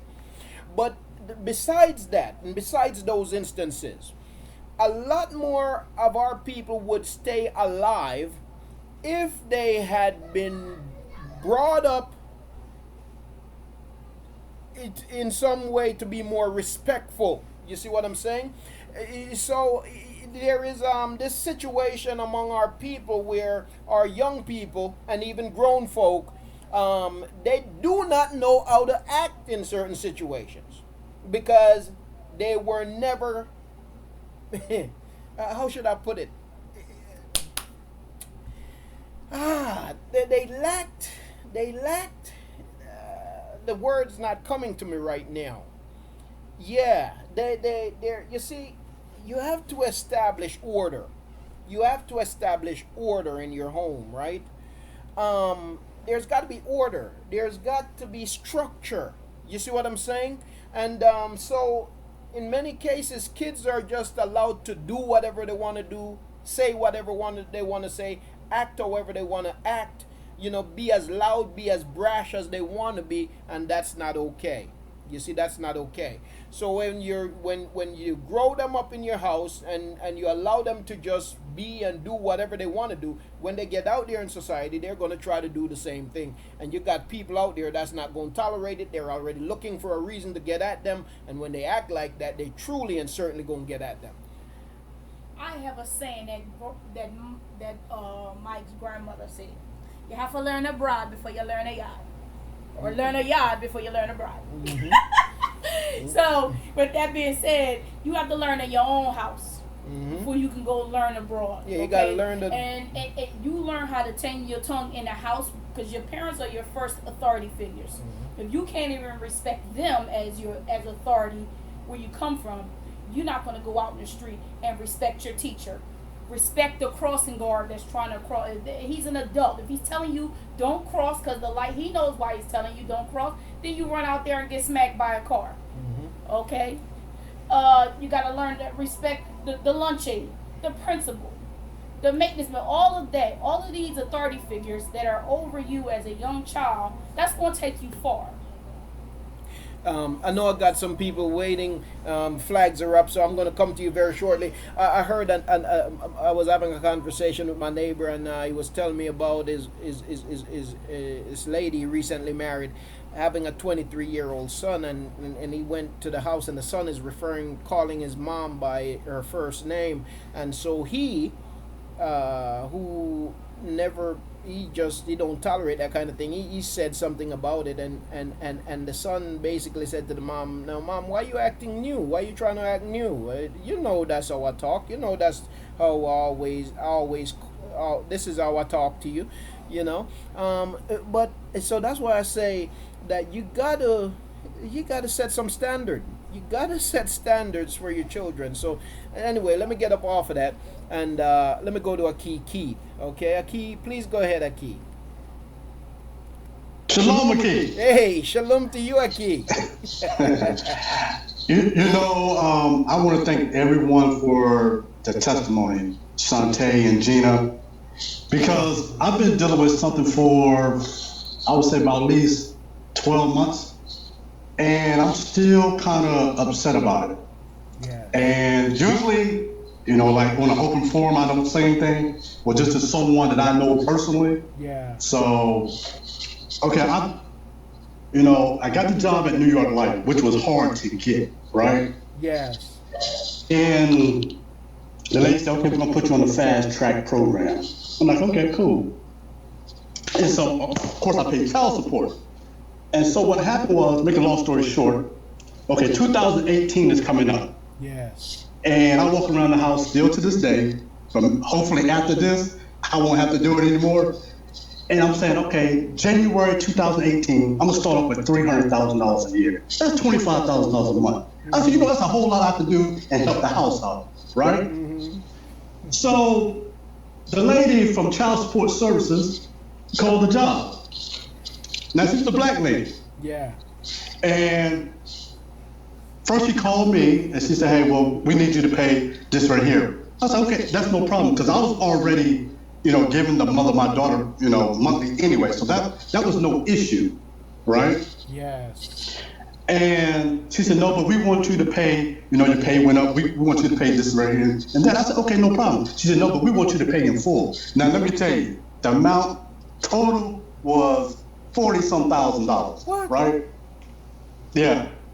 40-some thousand, because the jobs that I had was like corporate jobs. But anyway, right? I said, okay, 40,000. I was like, wow. I said, okay. I said, look, you give me 4 months, I can have it. Yeah. Because I know in New York Life, the minimum is like I make $10,000 a month, which is still pretty cool. And so she was like, no, sir. So we went to a supervisor. No, you have to pay this in full. I said, I don't have like $40,000 in my pocket right now. You give me 4 months, you be paid in full. And she was like, no, sir. I'm like, I don't use profanity. But there was a lot of words I wanted to say. So I'm just looking at him like, oh man, I mean, like, you already know I have a good job. I'm trying to get ahead, et cetera, et cetera. I'm taking care of my daughter, but that was not good enough for her. Yeah. And I'm like, Yahuah. I mean, because again, I had to stay up, because I had to learn the 16 pages that I had to repeat verbatim in 14 minutes.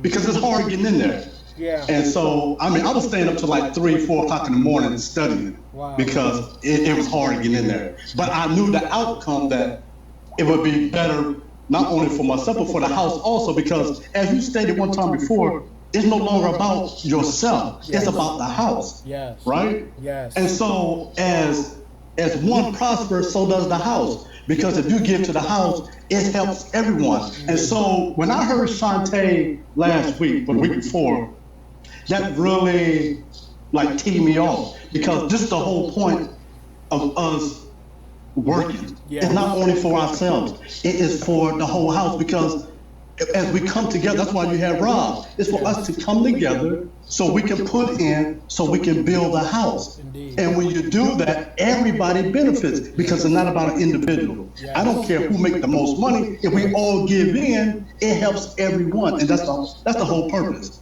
right? Indeed. And so what happened was, make a long story short, so the mother of my daughter, she went and she said, okay, you know, we need to close this case out. Well, it's not basically closed. She said, hey, I don't want him to pay no child support whatsoever. And so now, okay, so that job is gone, because I had to go see the big boss. And when I had to go see the big boss, I knew it was coming, because the writing was on the wall. You don't go see the big boss unless something's serious, right? Yes. And so he was talking to me, and he said, hey, you know, this is New York like policy, and this is how we do business. I mean, look, he said, first of all, truthfully, he said, we don't even hire anyone that owes child support. Yes. He said, so by you getting through the door is a blessing already, which I knew, right? Mm-hmm. And I'm like, oh man. So now, you know, I'm into investing, but still, it's just the idea of you got to start back over. Yes. I mean, like Yahuah, how many times I got to start back over? Yeah. You know what I mean? And so I know, not only for myself, but even others that are listening, that I know that we go through things, and sometimes we don't understand the reason why, because to me, I was right there on that threshold, because the lady asked me, she said, what's your goal? I said, well, truthfully, when I work, it's to be the top. I said, I desire to be the CEO of New York Life. So right. she just looked at me. But I was for real, because I'm not coming to work just to work. You know what I mean? Yeah. I'm coming here to be the best that I can be. I'm not trying to be better than someone else. I'm trying to be the best I can be. And like you said, Akeem, and I knew this in Christianity, although Christianity is false, is that when you work unto Yahuah. You're not trying to please man, because if you're working to please Yahuah, everything else is going to fall in line. That's right, Akeem. Cut and dry. That's right. And so I just looked at this as, okay, Yahuah, I guess, you know, starting back over, and okay, what you have me to do next? Now, I only can speak for myself about this right here. Me personally, you know, this is what I said to Yahuah. I said, Yahuah, you know, you talked to Abraham, you talked to Moses, you talked to Habakkuk, what's his name? Habakkuk and others throughout Scripture. Yes. I said, now, why don't you come down and talk to me? Just let you and I just have a conversation, so I know exactly what it is that you want me to do. So I don't have to worry about the middleman trying to figure this out or figure that out. You just tell me and I just do it. Yes. But also understand that may not happen. Right. And so I guess I'm pretty sure a lot of us wants to hear Yahuah just come and talk to us, but it may not happen like that. Yeah. You know what I mean? And sometimes we get discouraged. And sometimes we may get depressed. Sometimes we feel like, hey, we're alone. No one really understands the struggle that I'm going through. Yeah. But in all essence, we all going through a struggle. And the point is, we need to help each other. So again, I want to thank everyone for sharing their testimony, past and present, because I really need it. Tada. Allahu Yahuah, tada for sharing, Akid, tada Rabbah for sharing. I have other people waiting, and I appreciate this time so much, and I appreciate everyone coming and sharing your testimony. So I'm looking forward to hearing the rest of you. I'm going to say something else very quickly.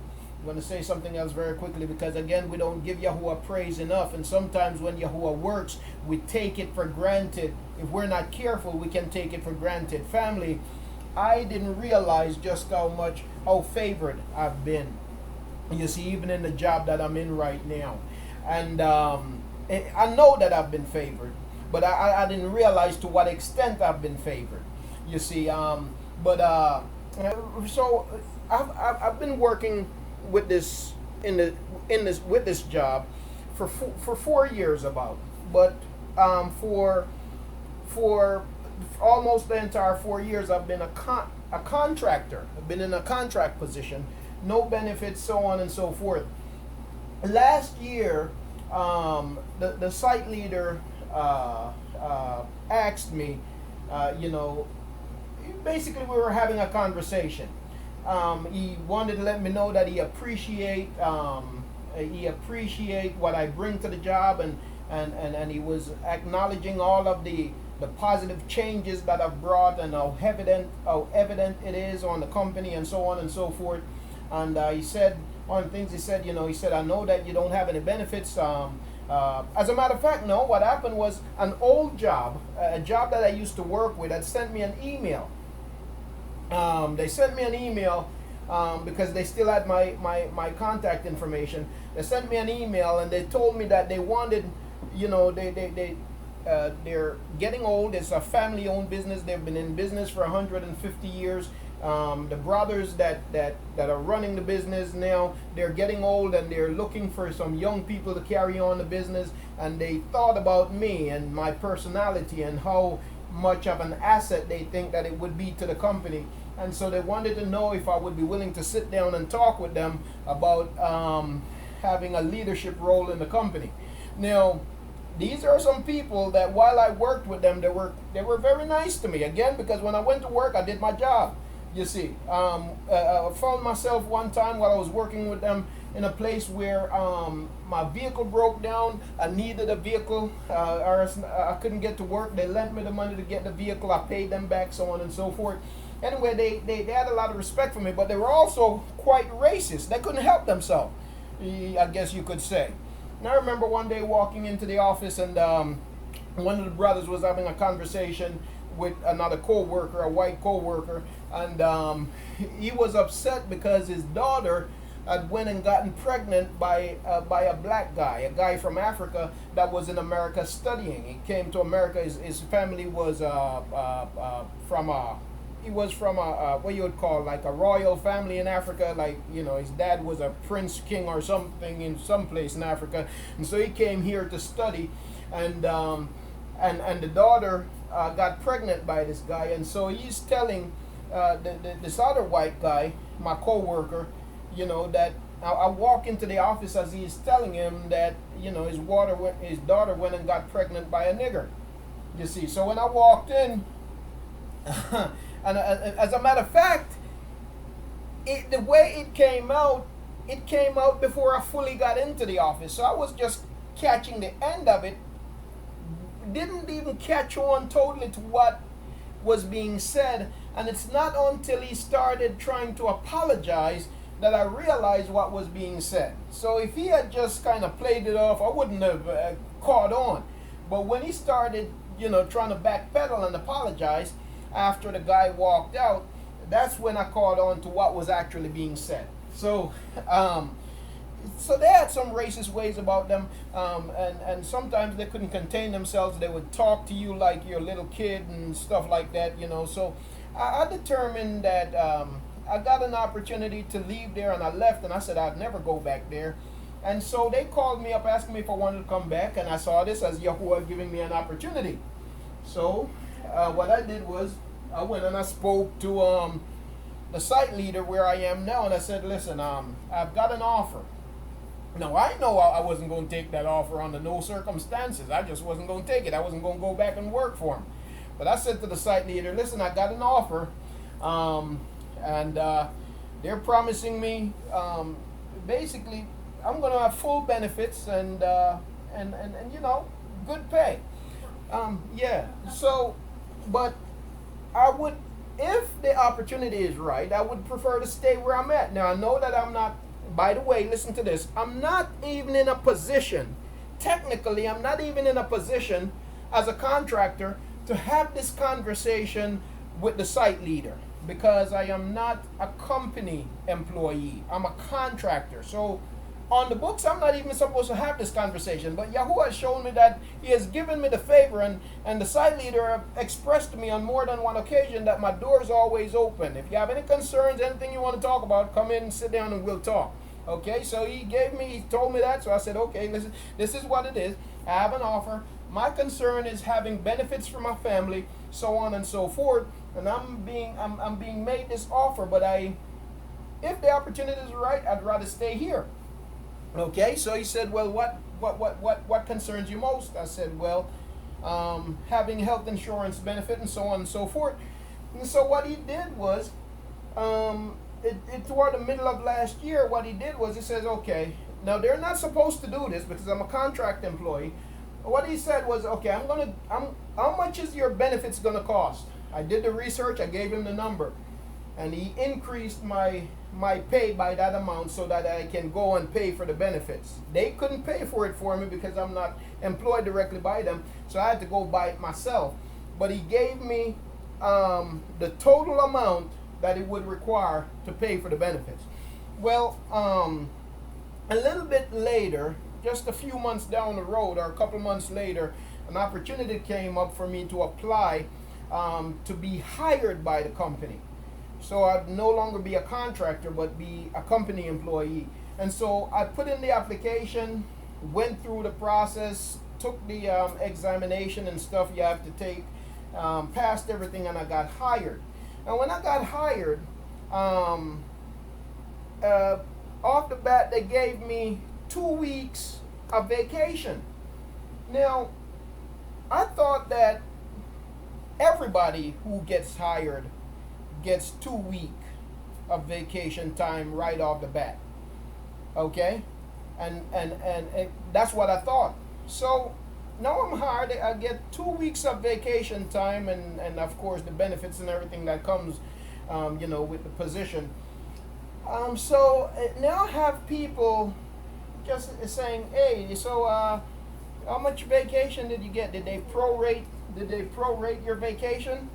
So I said, prorate? I don't know. I got 2 weeks vacation. So everybody's like, what? 2 weeks vacation? They said we only got 4 days when we got started.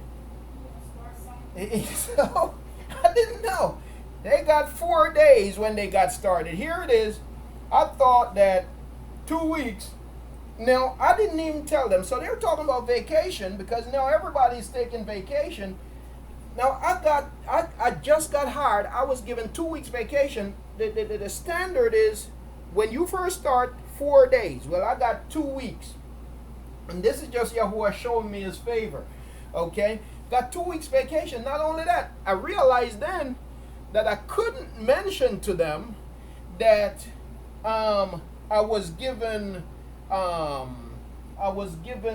they call it, somebody died. I was given funeral leave for my wife's grandmom dying.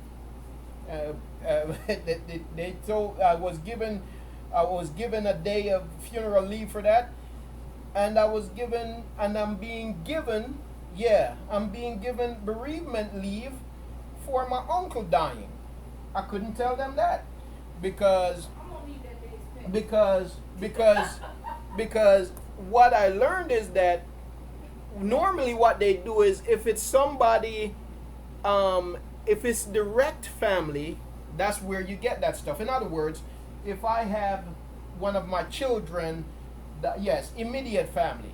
If it's immediate family, that's where you get that. But this is my wife's grandmom, and this is my uncle. They're not immediate family.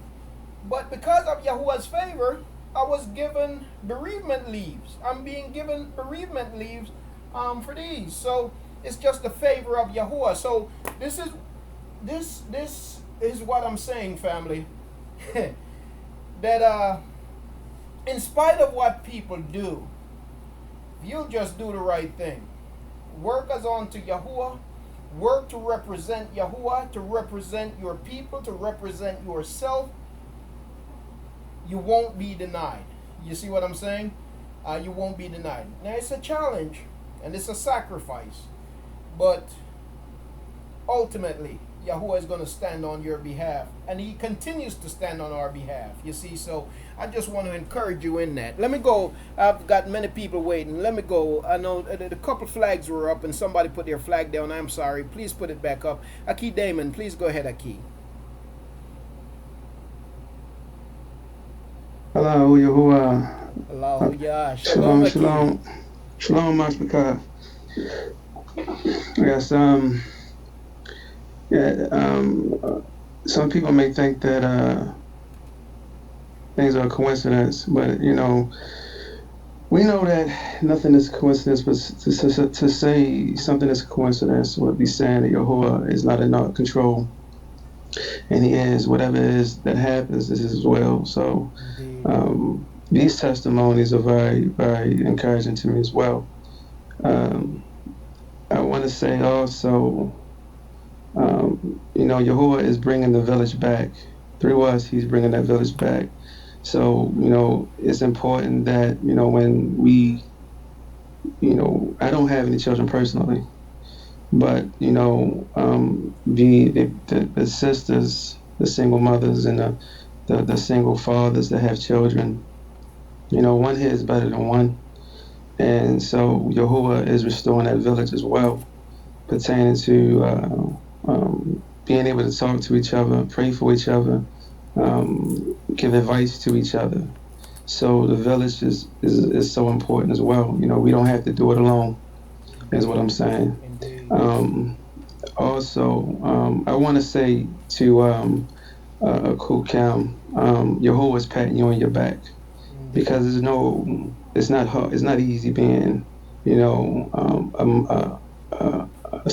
mother that is holding down the house. It's a job more sometimes harder than any job out here that's taking care of the children, cooking, and all the things that you do. So, it's all right that no one's patting your back, because Yahuah is patting you on your back. I want to tell you that. And any other coop that's out there with that has children that may not be married, that Yahuah is your head, and he's patting you on your back.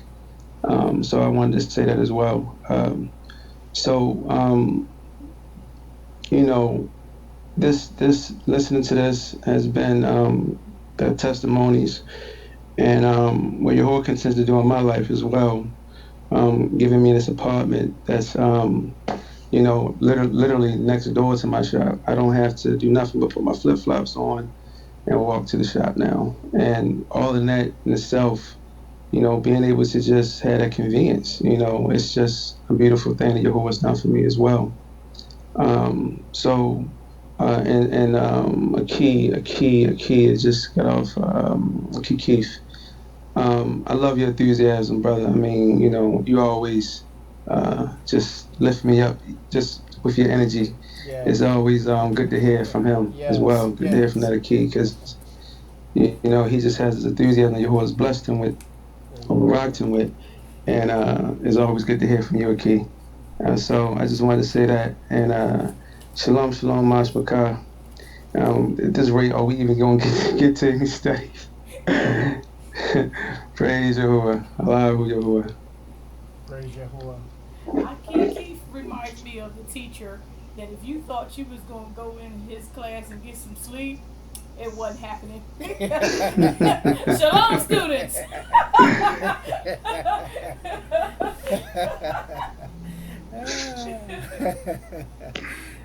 To that key, to that for sharing, and again, we praise Yahuah for the work that he is doing in your life, Aki, and how he is continues to open doors and to provide for you, and we just give Yahuah praise, honor, and esteem as he continue to work in our lives. You talk about the child support there, and Aki Keith, and I can tell you that child support, and this is my personal experience. See, Akut Shantae's flag is up. I'm going to come to you very shortly, Akut.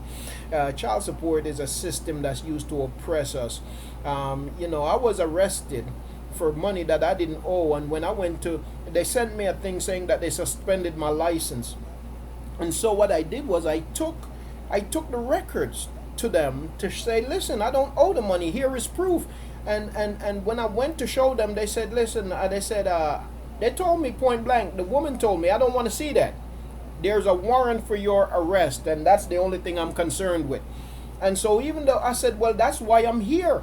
I got a letter saying that my license was suspended and that there's a warrant for my arrest. And so I brought proof to show that I don't owe this money.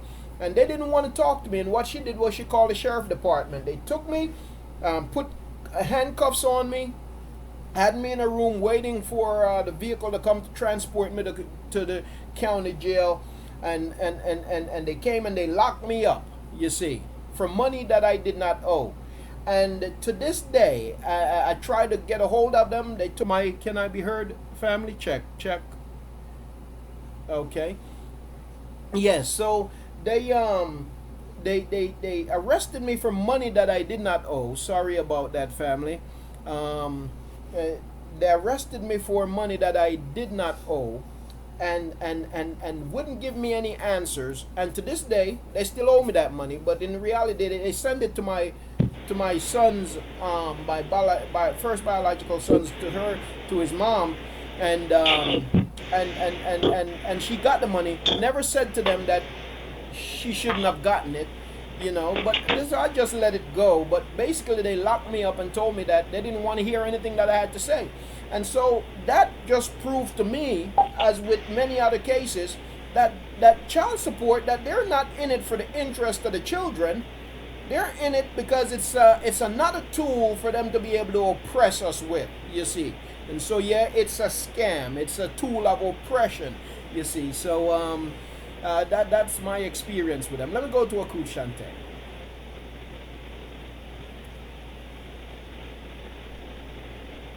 Hello, can I be heard? Yes, you can, Akut. I just had two things really quickly, especially since you're talking about child support. It just so happens that I'm on child support because one of my children were taken from me out of spite by the father. So he moved 5 hours away and decided to put me on child support. And it's kind of funny because, you know, with my skin color and everything, I owed like maybe not even $100. I was behind because I work for the county government, but I'm through a temp agency. So we have switched agencies, and you know, it gets directly deposited out of my check, you know, before my check goes into my bank account. So, you know, it messed up or whatever. So I owed a little bit, and they were on me, you know, talking about suspending my license, and if I don't pay and this and that, they'll lock me up and all this other nonsense. And I didn't even owe $100. But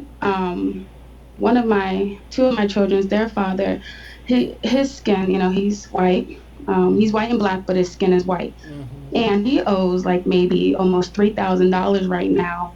And when I went up to the office, you know, to ask what's going on, if they're doing any type of enforcing or anything, they just look at me and they're like, well, we can't find him. You know, they're basically just brushing it off as if it doesn't matter.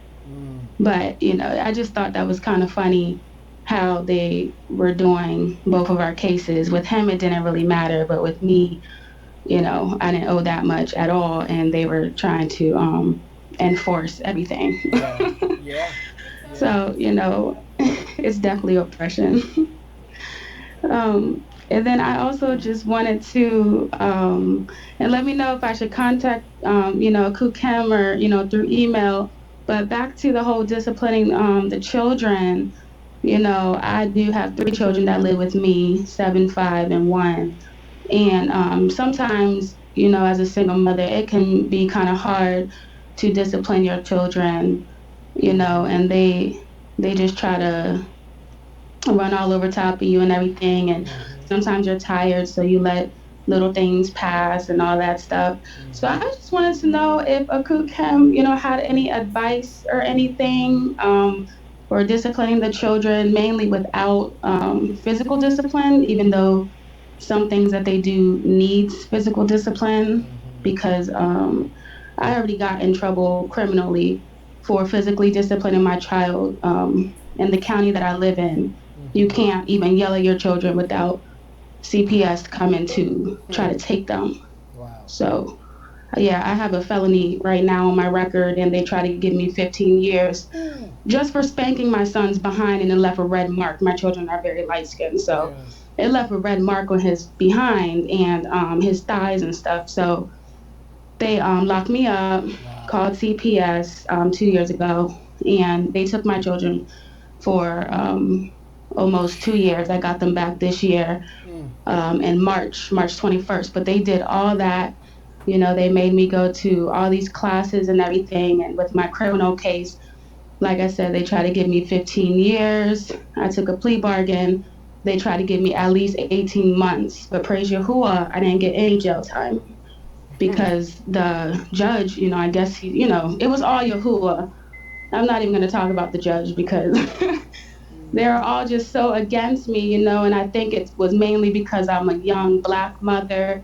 So they were kind of just, you know, categorizing me with other young Black mothers that they probably seen. But once they found out, you know, I work for the county government and everything, and I'm actually, you know, a good mother, and I'm doing what I'm supposed to do with my children. I was doing nothing more than just spanking his butt. You know, he only gave me probation. So I praise Yahuwah for that.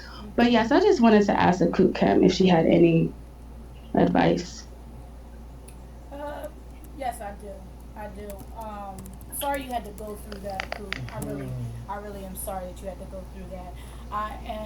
My opinion on, you know, the government stepping in is that I believe that's a game they play. With taking people's children, because I called them to come get mine. I told them, come get them, come get them, come get them.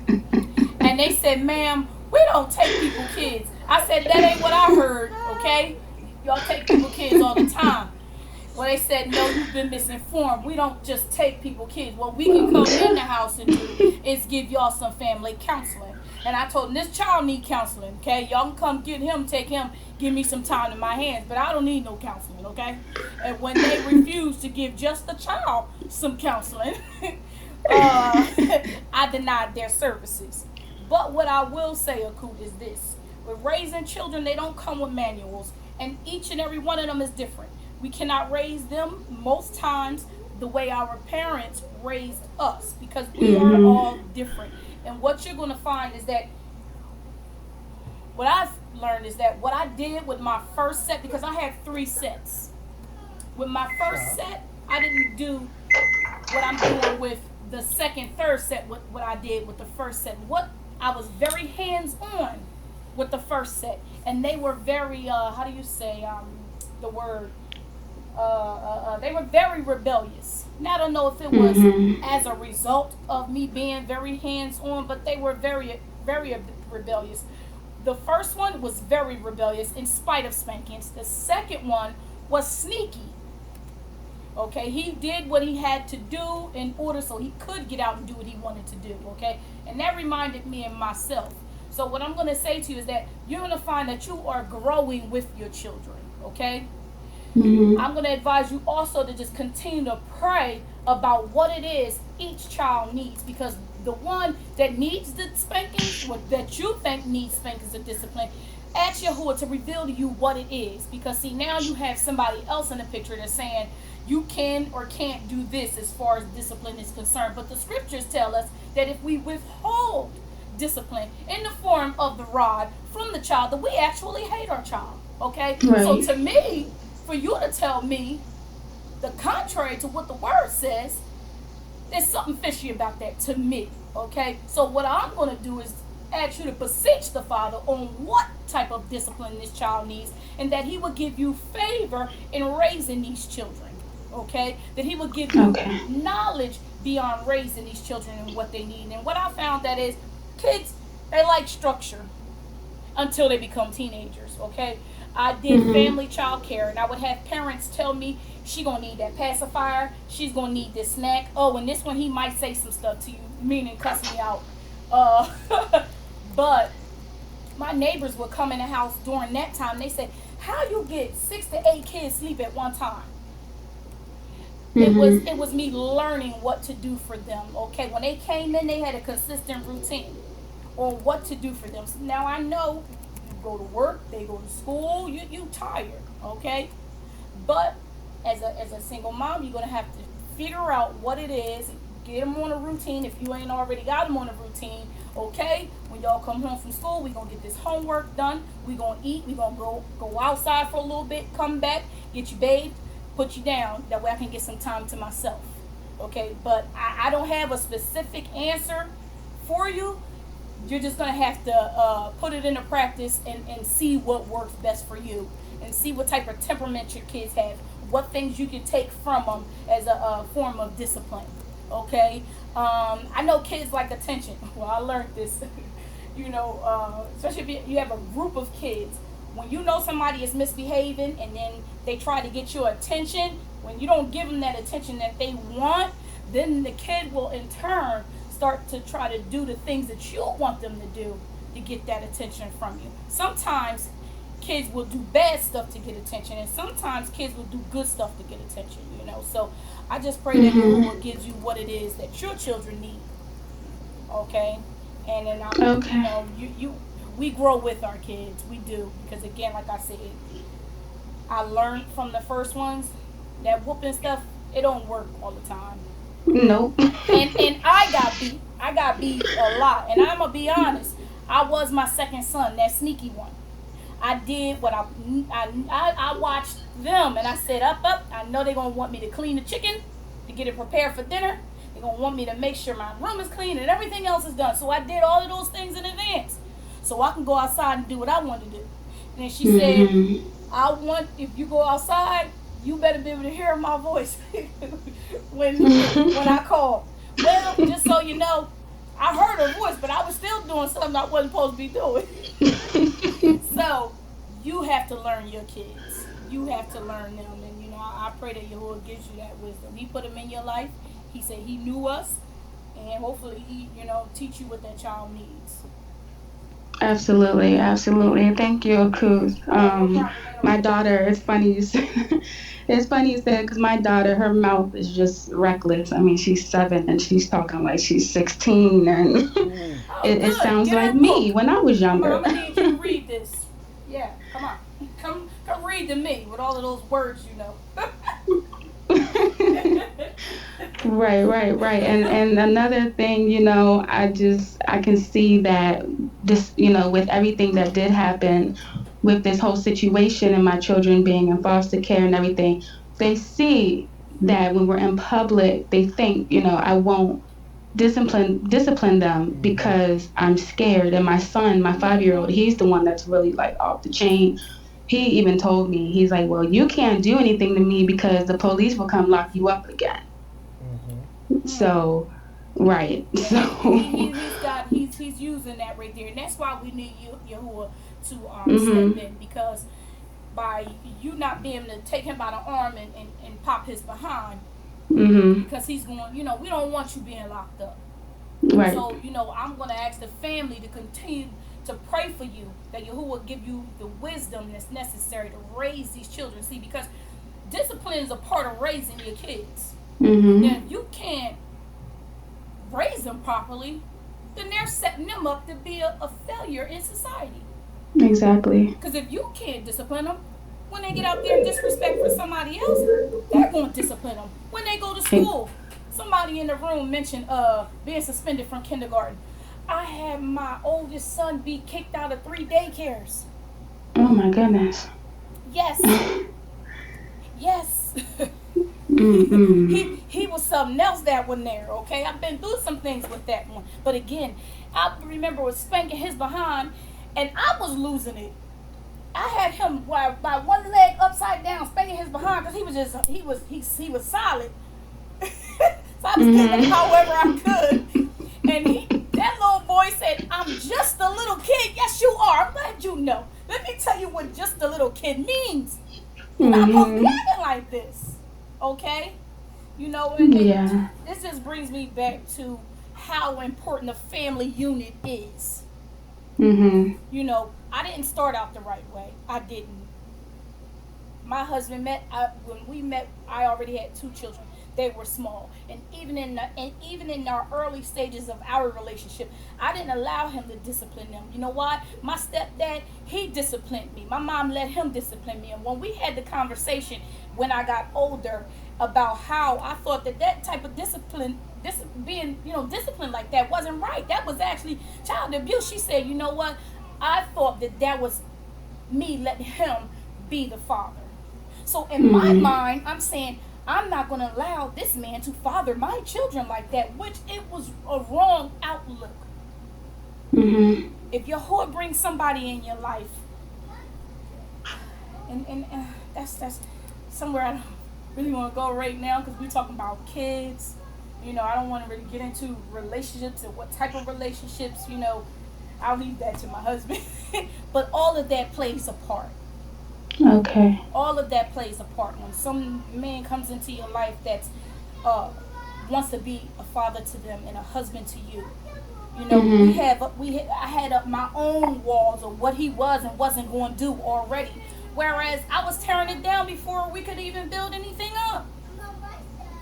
Absolutely right. But I was young too. I knew no better. I had people say, "Oh, she's blessed." I didn't know I was baracked. I didn't know. It didn't look like that to me. That's not what it looked like. Look like this man wanted to put my kids when they was young. That didn't look like love. Why? Because I reverted back to when I was getting beaten. It was too much. And then my mom confirmed it. So I pray that Yahuah gives you what you need, because those kids are definitely using this to their advantage. But they're too small for that. Right. They are definitely too small for that. And my son come out his mouth with some stuff like, "Oh, really? All right, let's say if they show up and feed you tonight." Exactly. They are a trip, but thank you so much, Aku. No problem. Discipline. Excuse me, guys. Discipline is not limited to a belt, right? And my wife mentioned when I met my wife earlier on, when I first met her, we weren't in church, going to church. Certainly didn't know Yahuah, but there are certain things that Yahuah put in me to know from a child, and the way that I see some people, whether it's the way they carry themselves or the way they deal with their children, the way they talk to each other, that was just never me. When I see people doing wrong stuff when it comes to raising their children, I always knew it was wrong. It's like, and we were just having this conversation. We have a neighbor that if we're outside and he comes over and he's talking to us, and somebody walks up and my kids is standing there and that person starts cursing, he'll tell the person, hey, his kids around.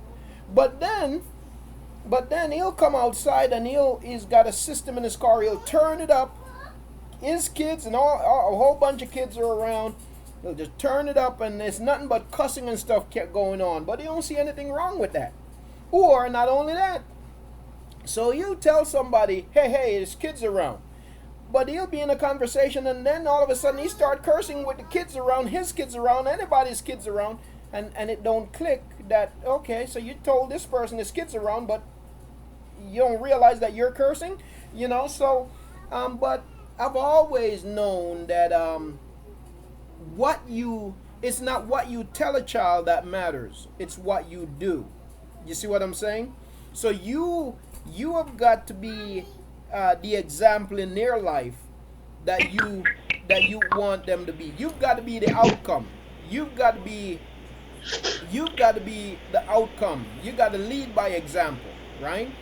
And so, but when I first met my wife, it wasn't simply a matter of discipline when it comes to the belt, because sometimes we talk about discipline and we only think about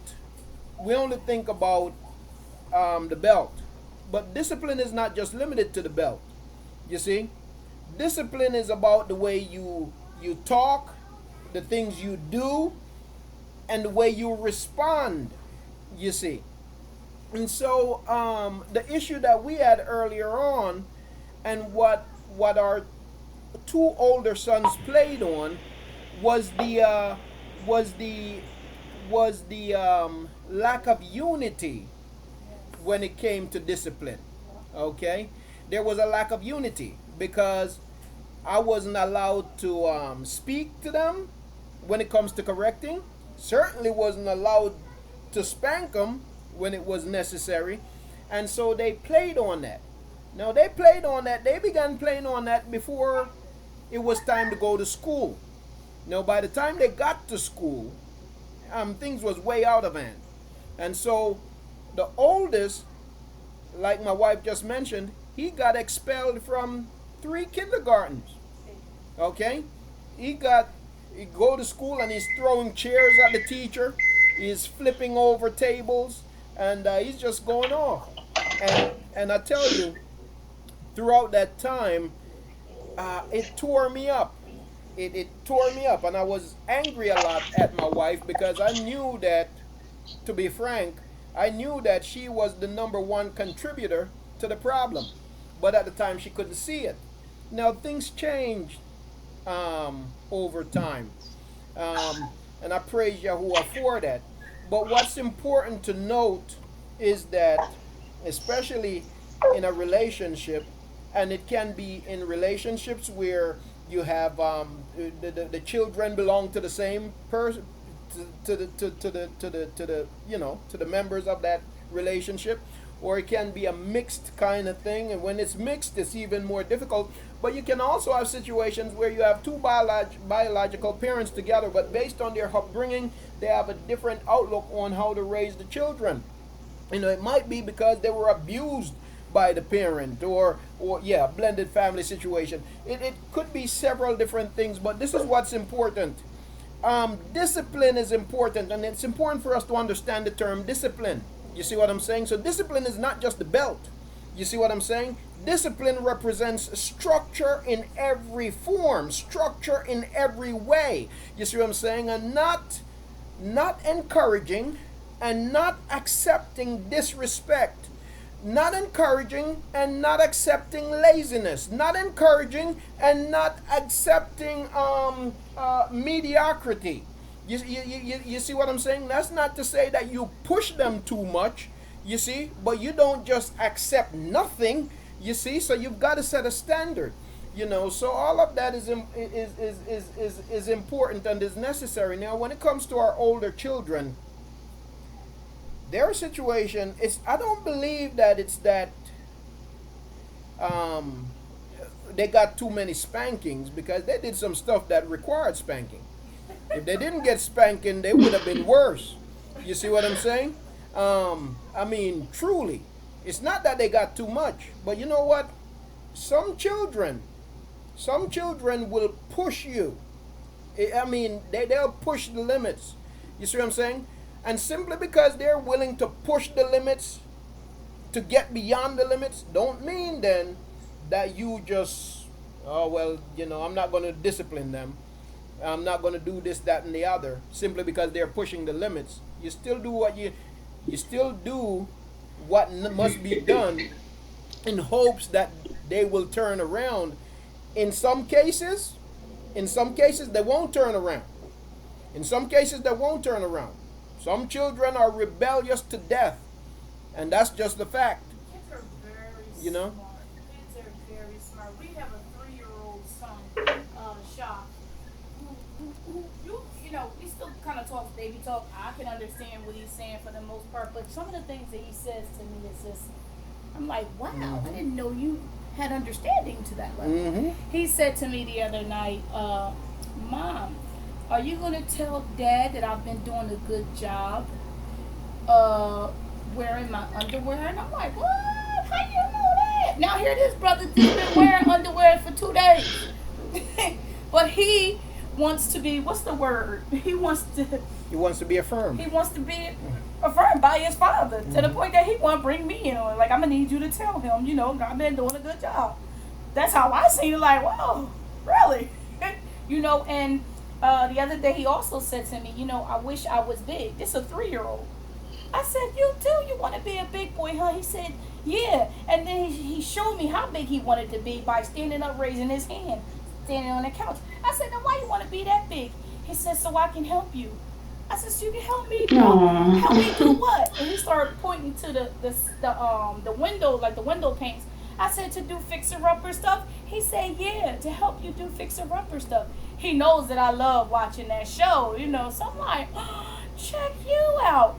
But I'm amazed because he's 3, that he would be able, in his mind, be able to put that together. It's like, wow, okay. So when it comes to the discipline part, he can understand what I'm saying to him, okay? Or, so just because, I'm not saying that you should, like spank them. That's why I said you should pray and ask the Father to reveal to you what it is that child needs, because just spanking them might not get it done. They may turn, you know, real rebellious because, see, this kid is using a form of manipulation on you.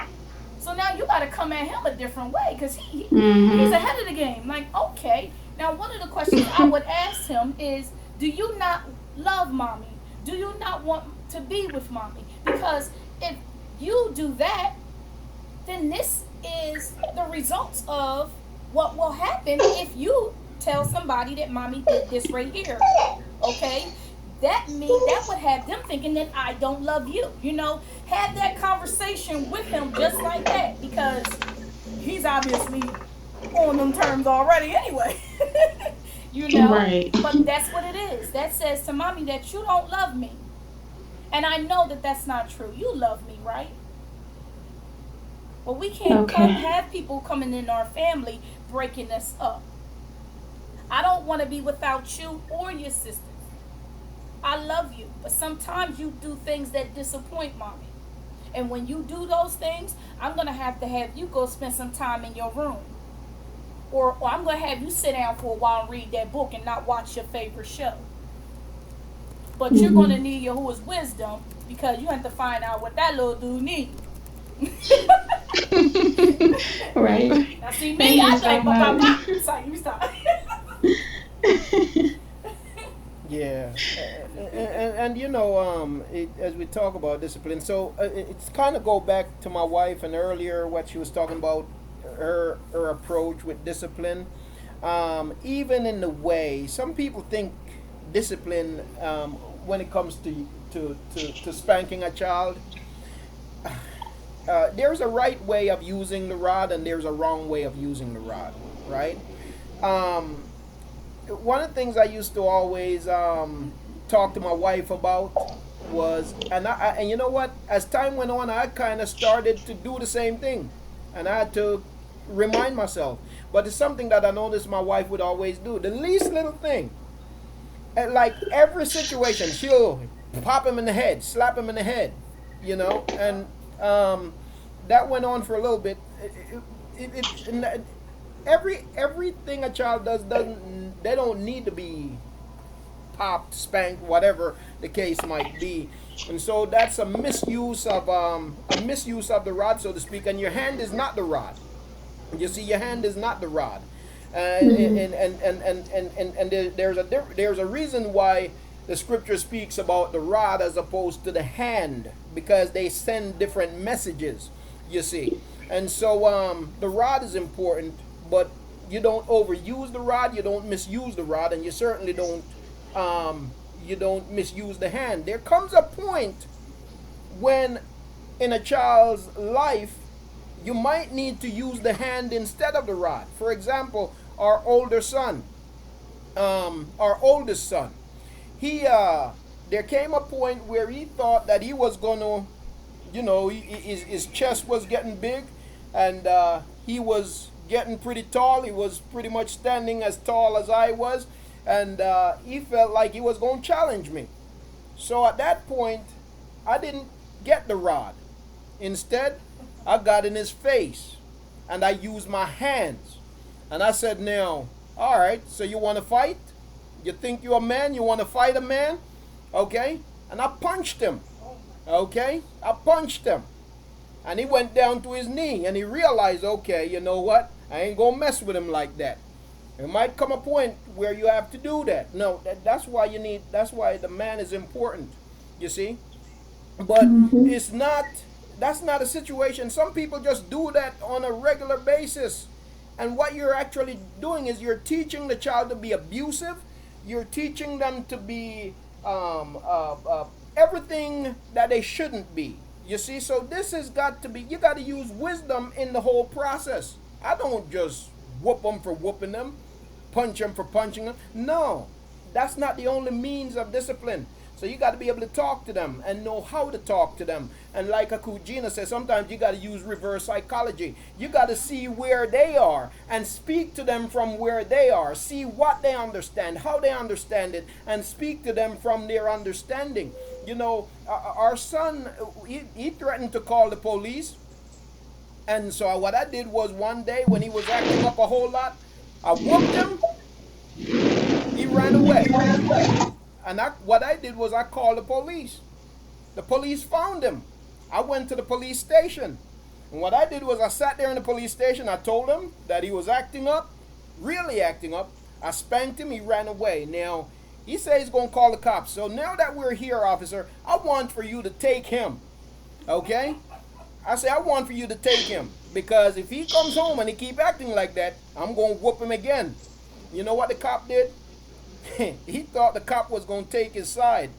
The cop said, no, son, you got this thing messed up. He said, your dad's trying to show you right. And if you keep acting the way you're acting, you're going to either end up in these streets dead or you're going to have to face us. You see, the cop was being real blunt and real honest with him. You see, somebody's either going to shoot you down in these streets or you're going to have to face us if you keep up what you're doing. But what he did not hear from that cop, it was a female cop and it was a male cop. What he did not hear from them, and these were cops that were truly concerned about our children. You see, they were tired of seeing, these were cops that were tired of seeing our children being shot down in the street by one another and so on. And they were truly concerned about our children.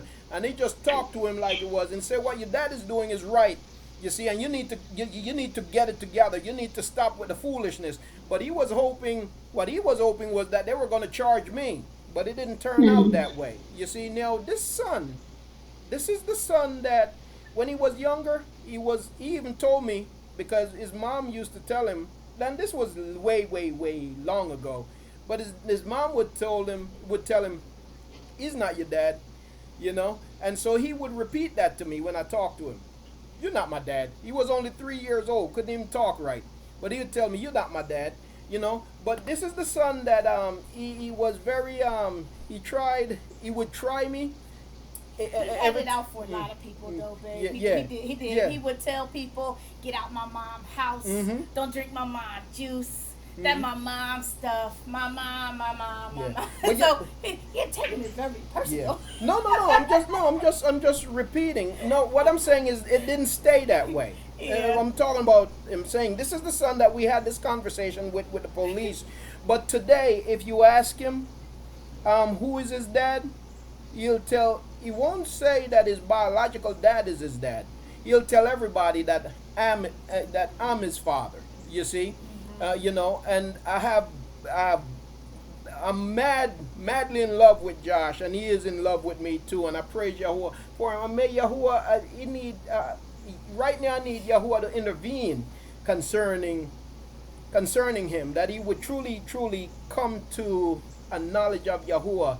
You know, because right now he's in a place right now where he's contained, but when he comes out, that's what we'll see.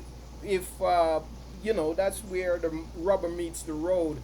And I just pray that we definitely need for y'all to pray for us for this kid, because I'm gonna tell you, it is very possible, since he's been locked up, a good 20 of his friends dead, including his own brother. It's real out there. These kids are dying. I'm not talking about cops shooting them. I'm talking about them killing each other. I don't have that. I'm older than him. I don't have that many of my friends dead. And it's crazy that these kids have that many of their peers that they went to school with, you know, kindergarten with, played with all summer, literally in the grave. He had a friend get out of jail, wasn't out of jail 2 weeks. Somebody he was in there with. Less than 2 weeks on the street, dead. So, again, going back to my original, testimony, I really do give Yahuah praise for giving me the children with the temperament that he has given me, right now. I'm really grateful that they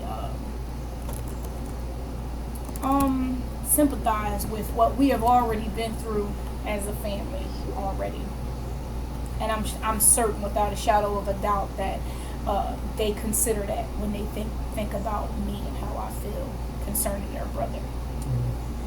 One last thing to you, Akut, is that when you discipline your children, when I use the word discipline, I want to emphasize that I'm not talking only about spanking. Spanking should be rare. As Akeem Mitchell wrote on YouTube there, overuse of the rod desensitizes the child to spankings. You see? An overuse of the rod desensitizes the child to spanking. When I talk about discipline, I'm not just talking about spanking. Spankings should be rare. Yahuah rarely spanks his children. As we study the scriptures, we see that. He rarely spanks his children, you see. But he tries to, he communicates a whole lot with them. He talks with them a whole lot. He tried to guide them by his word a whole lot. You see, spankings is like a last resort, not a first resort, you see. So when I use the word discipline, I don't think about spankings first. But the one last thing I want to say is that with your children, Akut, is consistency. Consistency is important. If you put them on a certain kind of punishment, you got to be consistent with it. If you tell them, for example, if you say no TV for this time, then your job is to carry that out. Now you're going to have to monitor them, and that's work, right? And if you catch them slipping within that time period, you got to remind them every time, right? That's going to pay off. So consistency is necessary. Being consistent is necessary. Another thing, one more thing, don't over threaten. In other words, don't make threats that you do not carry out. Or don't say, you are grounded for the next 2 months, or you're grounded for the next month, and you're not going to carry that out. You see, so don't over threaten, don't over discipline, and be consistent. You see, don't make idle threats. Yep, idle threats are useless. So so these are important things. You see, and like you suggested already, in a cook genius, reverse psychology, but at the same time, you want to find out where that child is. You don't want to manipulate them, but right. You want to know if you really understand the magnitude of what you're saying. Mm-hmm. Because if one adult say it to another adult, you're threatening me. Now, might be some repercussions. Yeah. You're threatening me. Mm-hmm. But this child is threatening you, and he don't even know the full outcome of what could happen. Or he might know in part. Yeah. So having that conversation with them, asking them, well, do you know what will happen if you do that? Yeah. And as you talk to them, and as you ask them these questions, it can't be from a perspective of whimpering or being wimpish. No. Your children have got to have a certain level of fear toward you. Your children, this is absolutely necessary. Your children have got to have a certain level of fear toward you. If they don't fear you, then you're in trouble. Okay? They gotta, in their childish minds, they gotta somewhere along the line think, you know what, Mama a little crazy. I ain't gonna mess with that. You see? So yeah, they gotta think, they gotta have that thought somewhere in the back of their minds. You see, so it's those things are important. So Akut, may Yahuwah give you the strength, the wisdom, to guide them, and and to lead you. And I believe absolutely that He will. I pray that because right now you're doing this by yourself, that He really gives you the strength. Yes. Because when you're doing this by yourself, it can be tiresome even when you have help. But when you're doing it by yourself, you're their everything right now. So I pray that He truly does give you the strength and the wisdom to do it, so they can be productive citizens. And also become a help to you. Thank you. I praise Yahuwah for both of you and everything that y'all said. Just trust me, I truly needed to hear every single word. So, Allahu Yahuwah. Allahu Yahuwah. We're all still growing. I can't tell you what 25-year-old is going to need. I haven't gotten there yet. So therefore, I'm going to need to be calling some other folk in the room. I talk to Akut Yariah a lot. Yeah, 25-year-old. If he don't have anything hindering him, he need to be a man.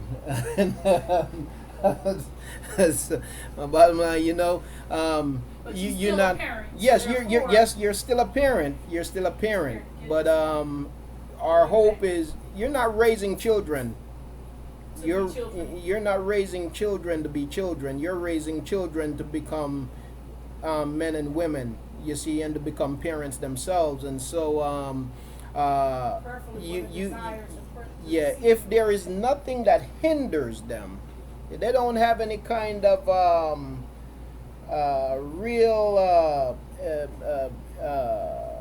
mental or psychological issue that really, or medical issue that really hinders them from stepping into the role of an adult, then there is no reason that you should find yourself still parenting a child adult, a 25-year-old that is still behaving and thinking like a child. You see, that is dysfunction.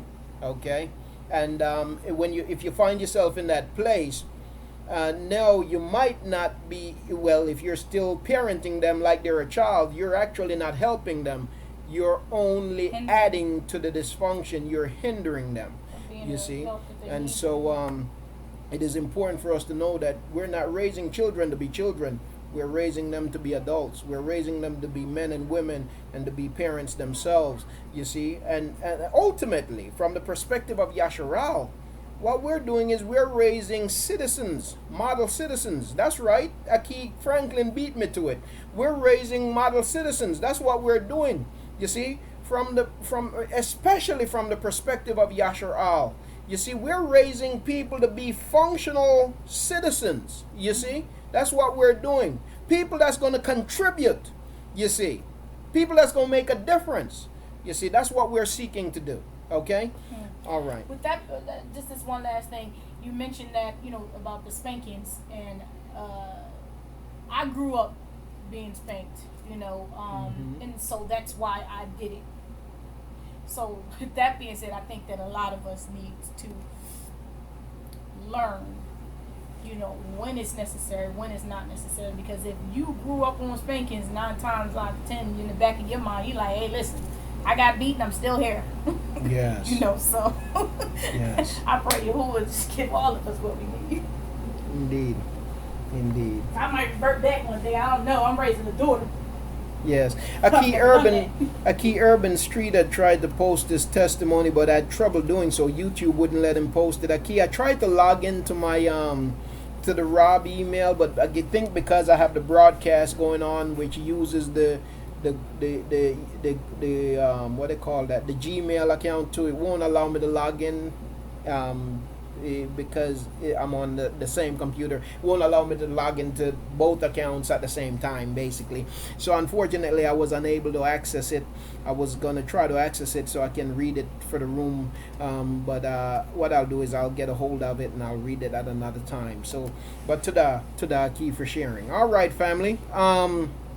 What we're gonna do I want to say Toda Rabbah for your testimonies, for sharing, and may Yahuah just continue to give us all what we need. Praise Yahuah. And it is my hope that the testimonies and the words that were shared, that they have been helpful to this point. We're going to take a quick break. Because it's already after 4 o'clock. We hadn't taken a break.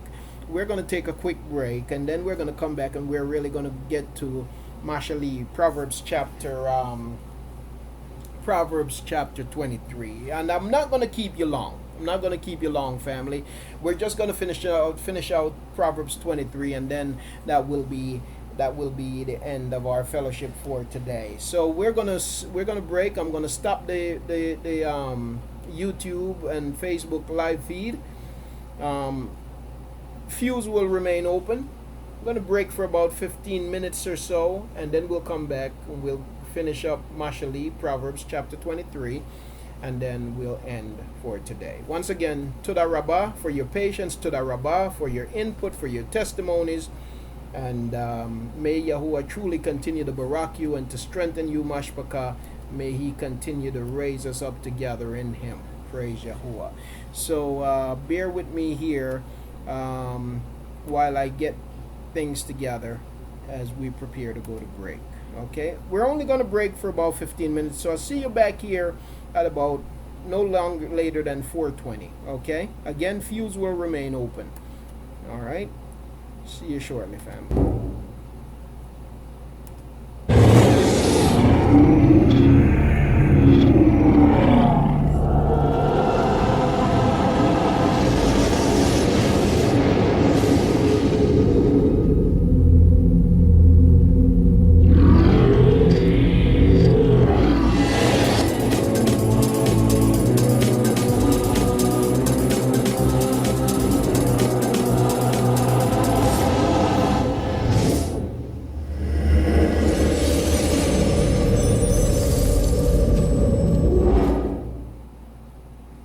Okay, Mashpaka, we'll be seeing you back here soon. Shalom.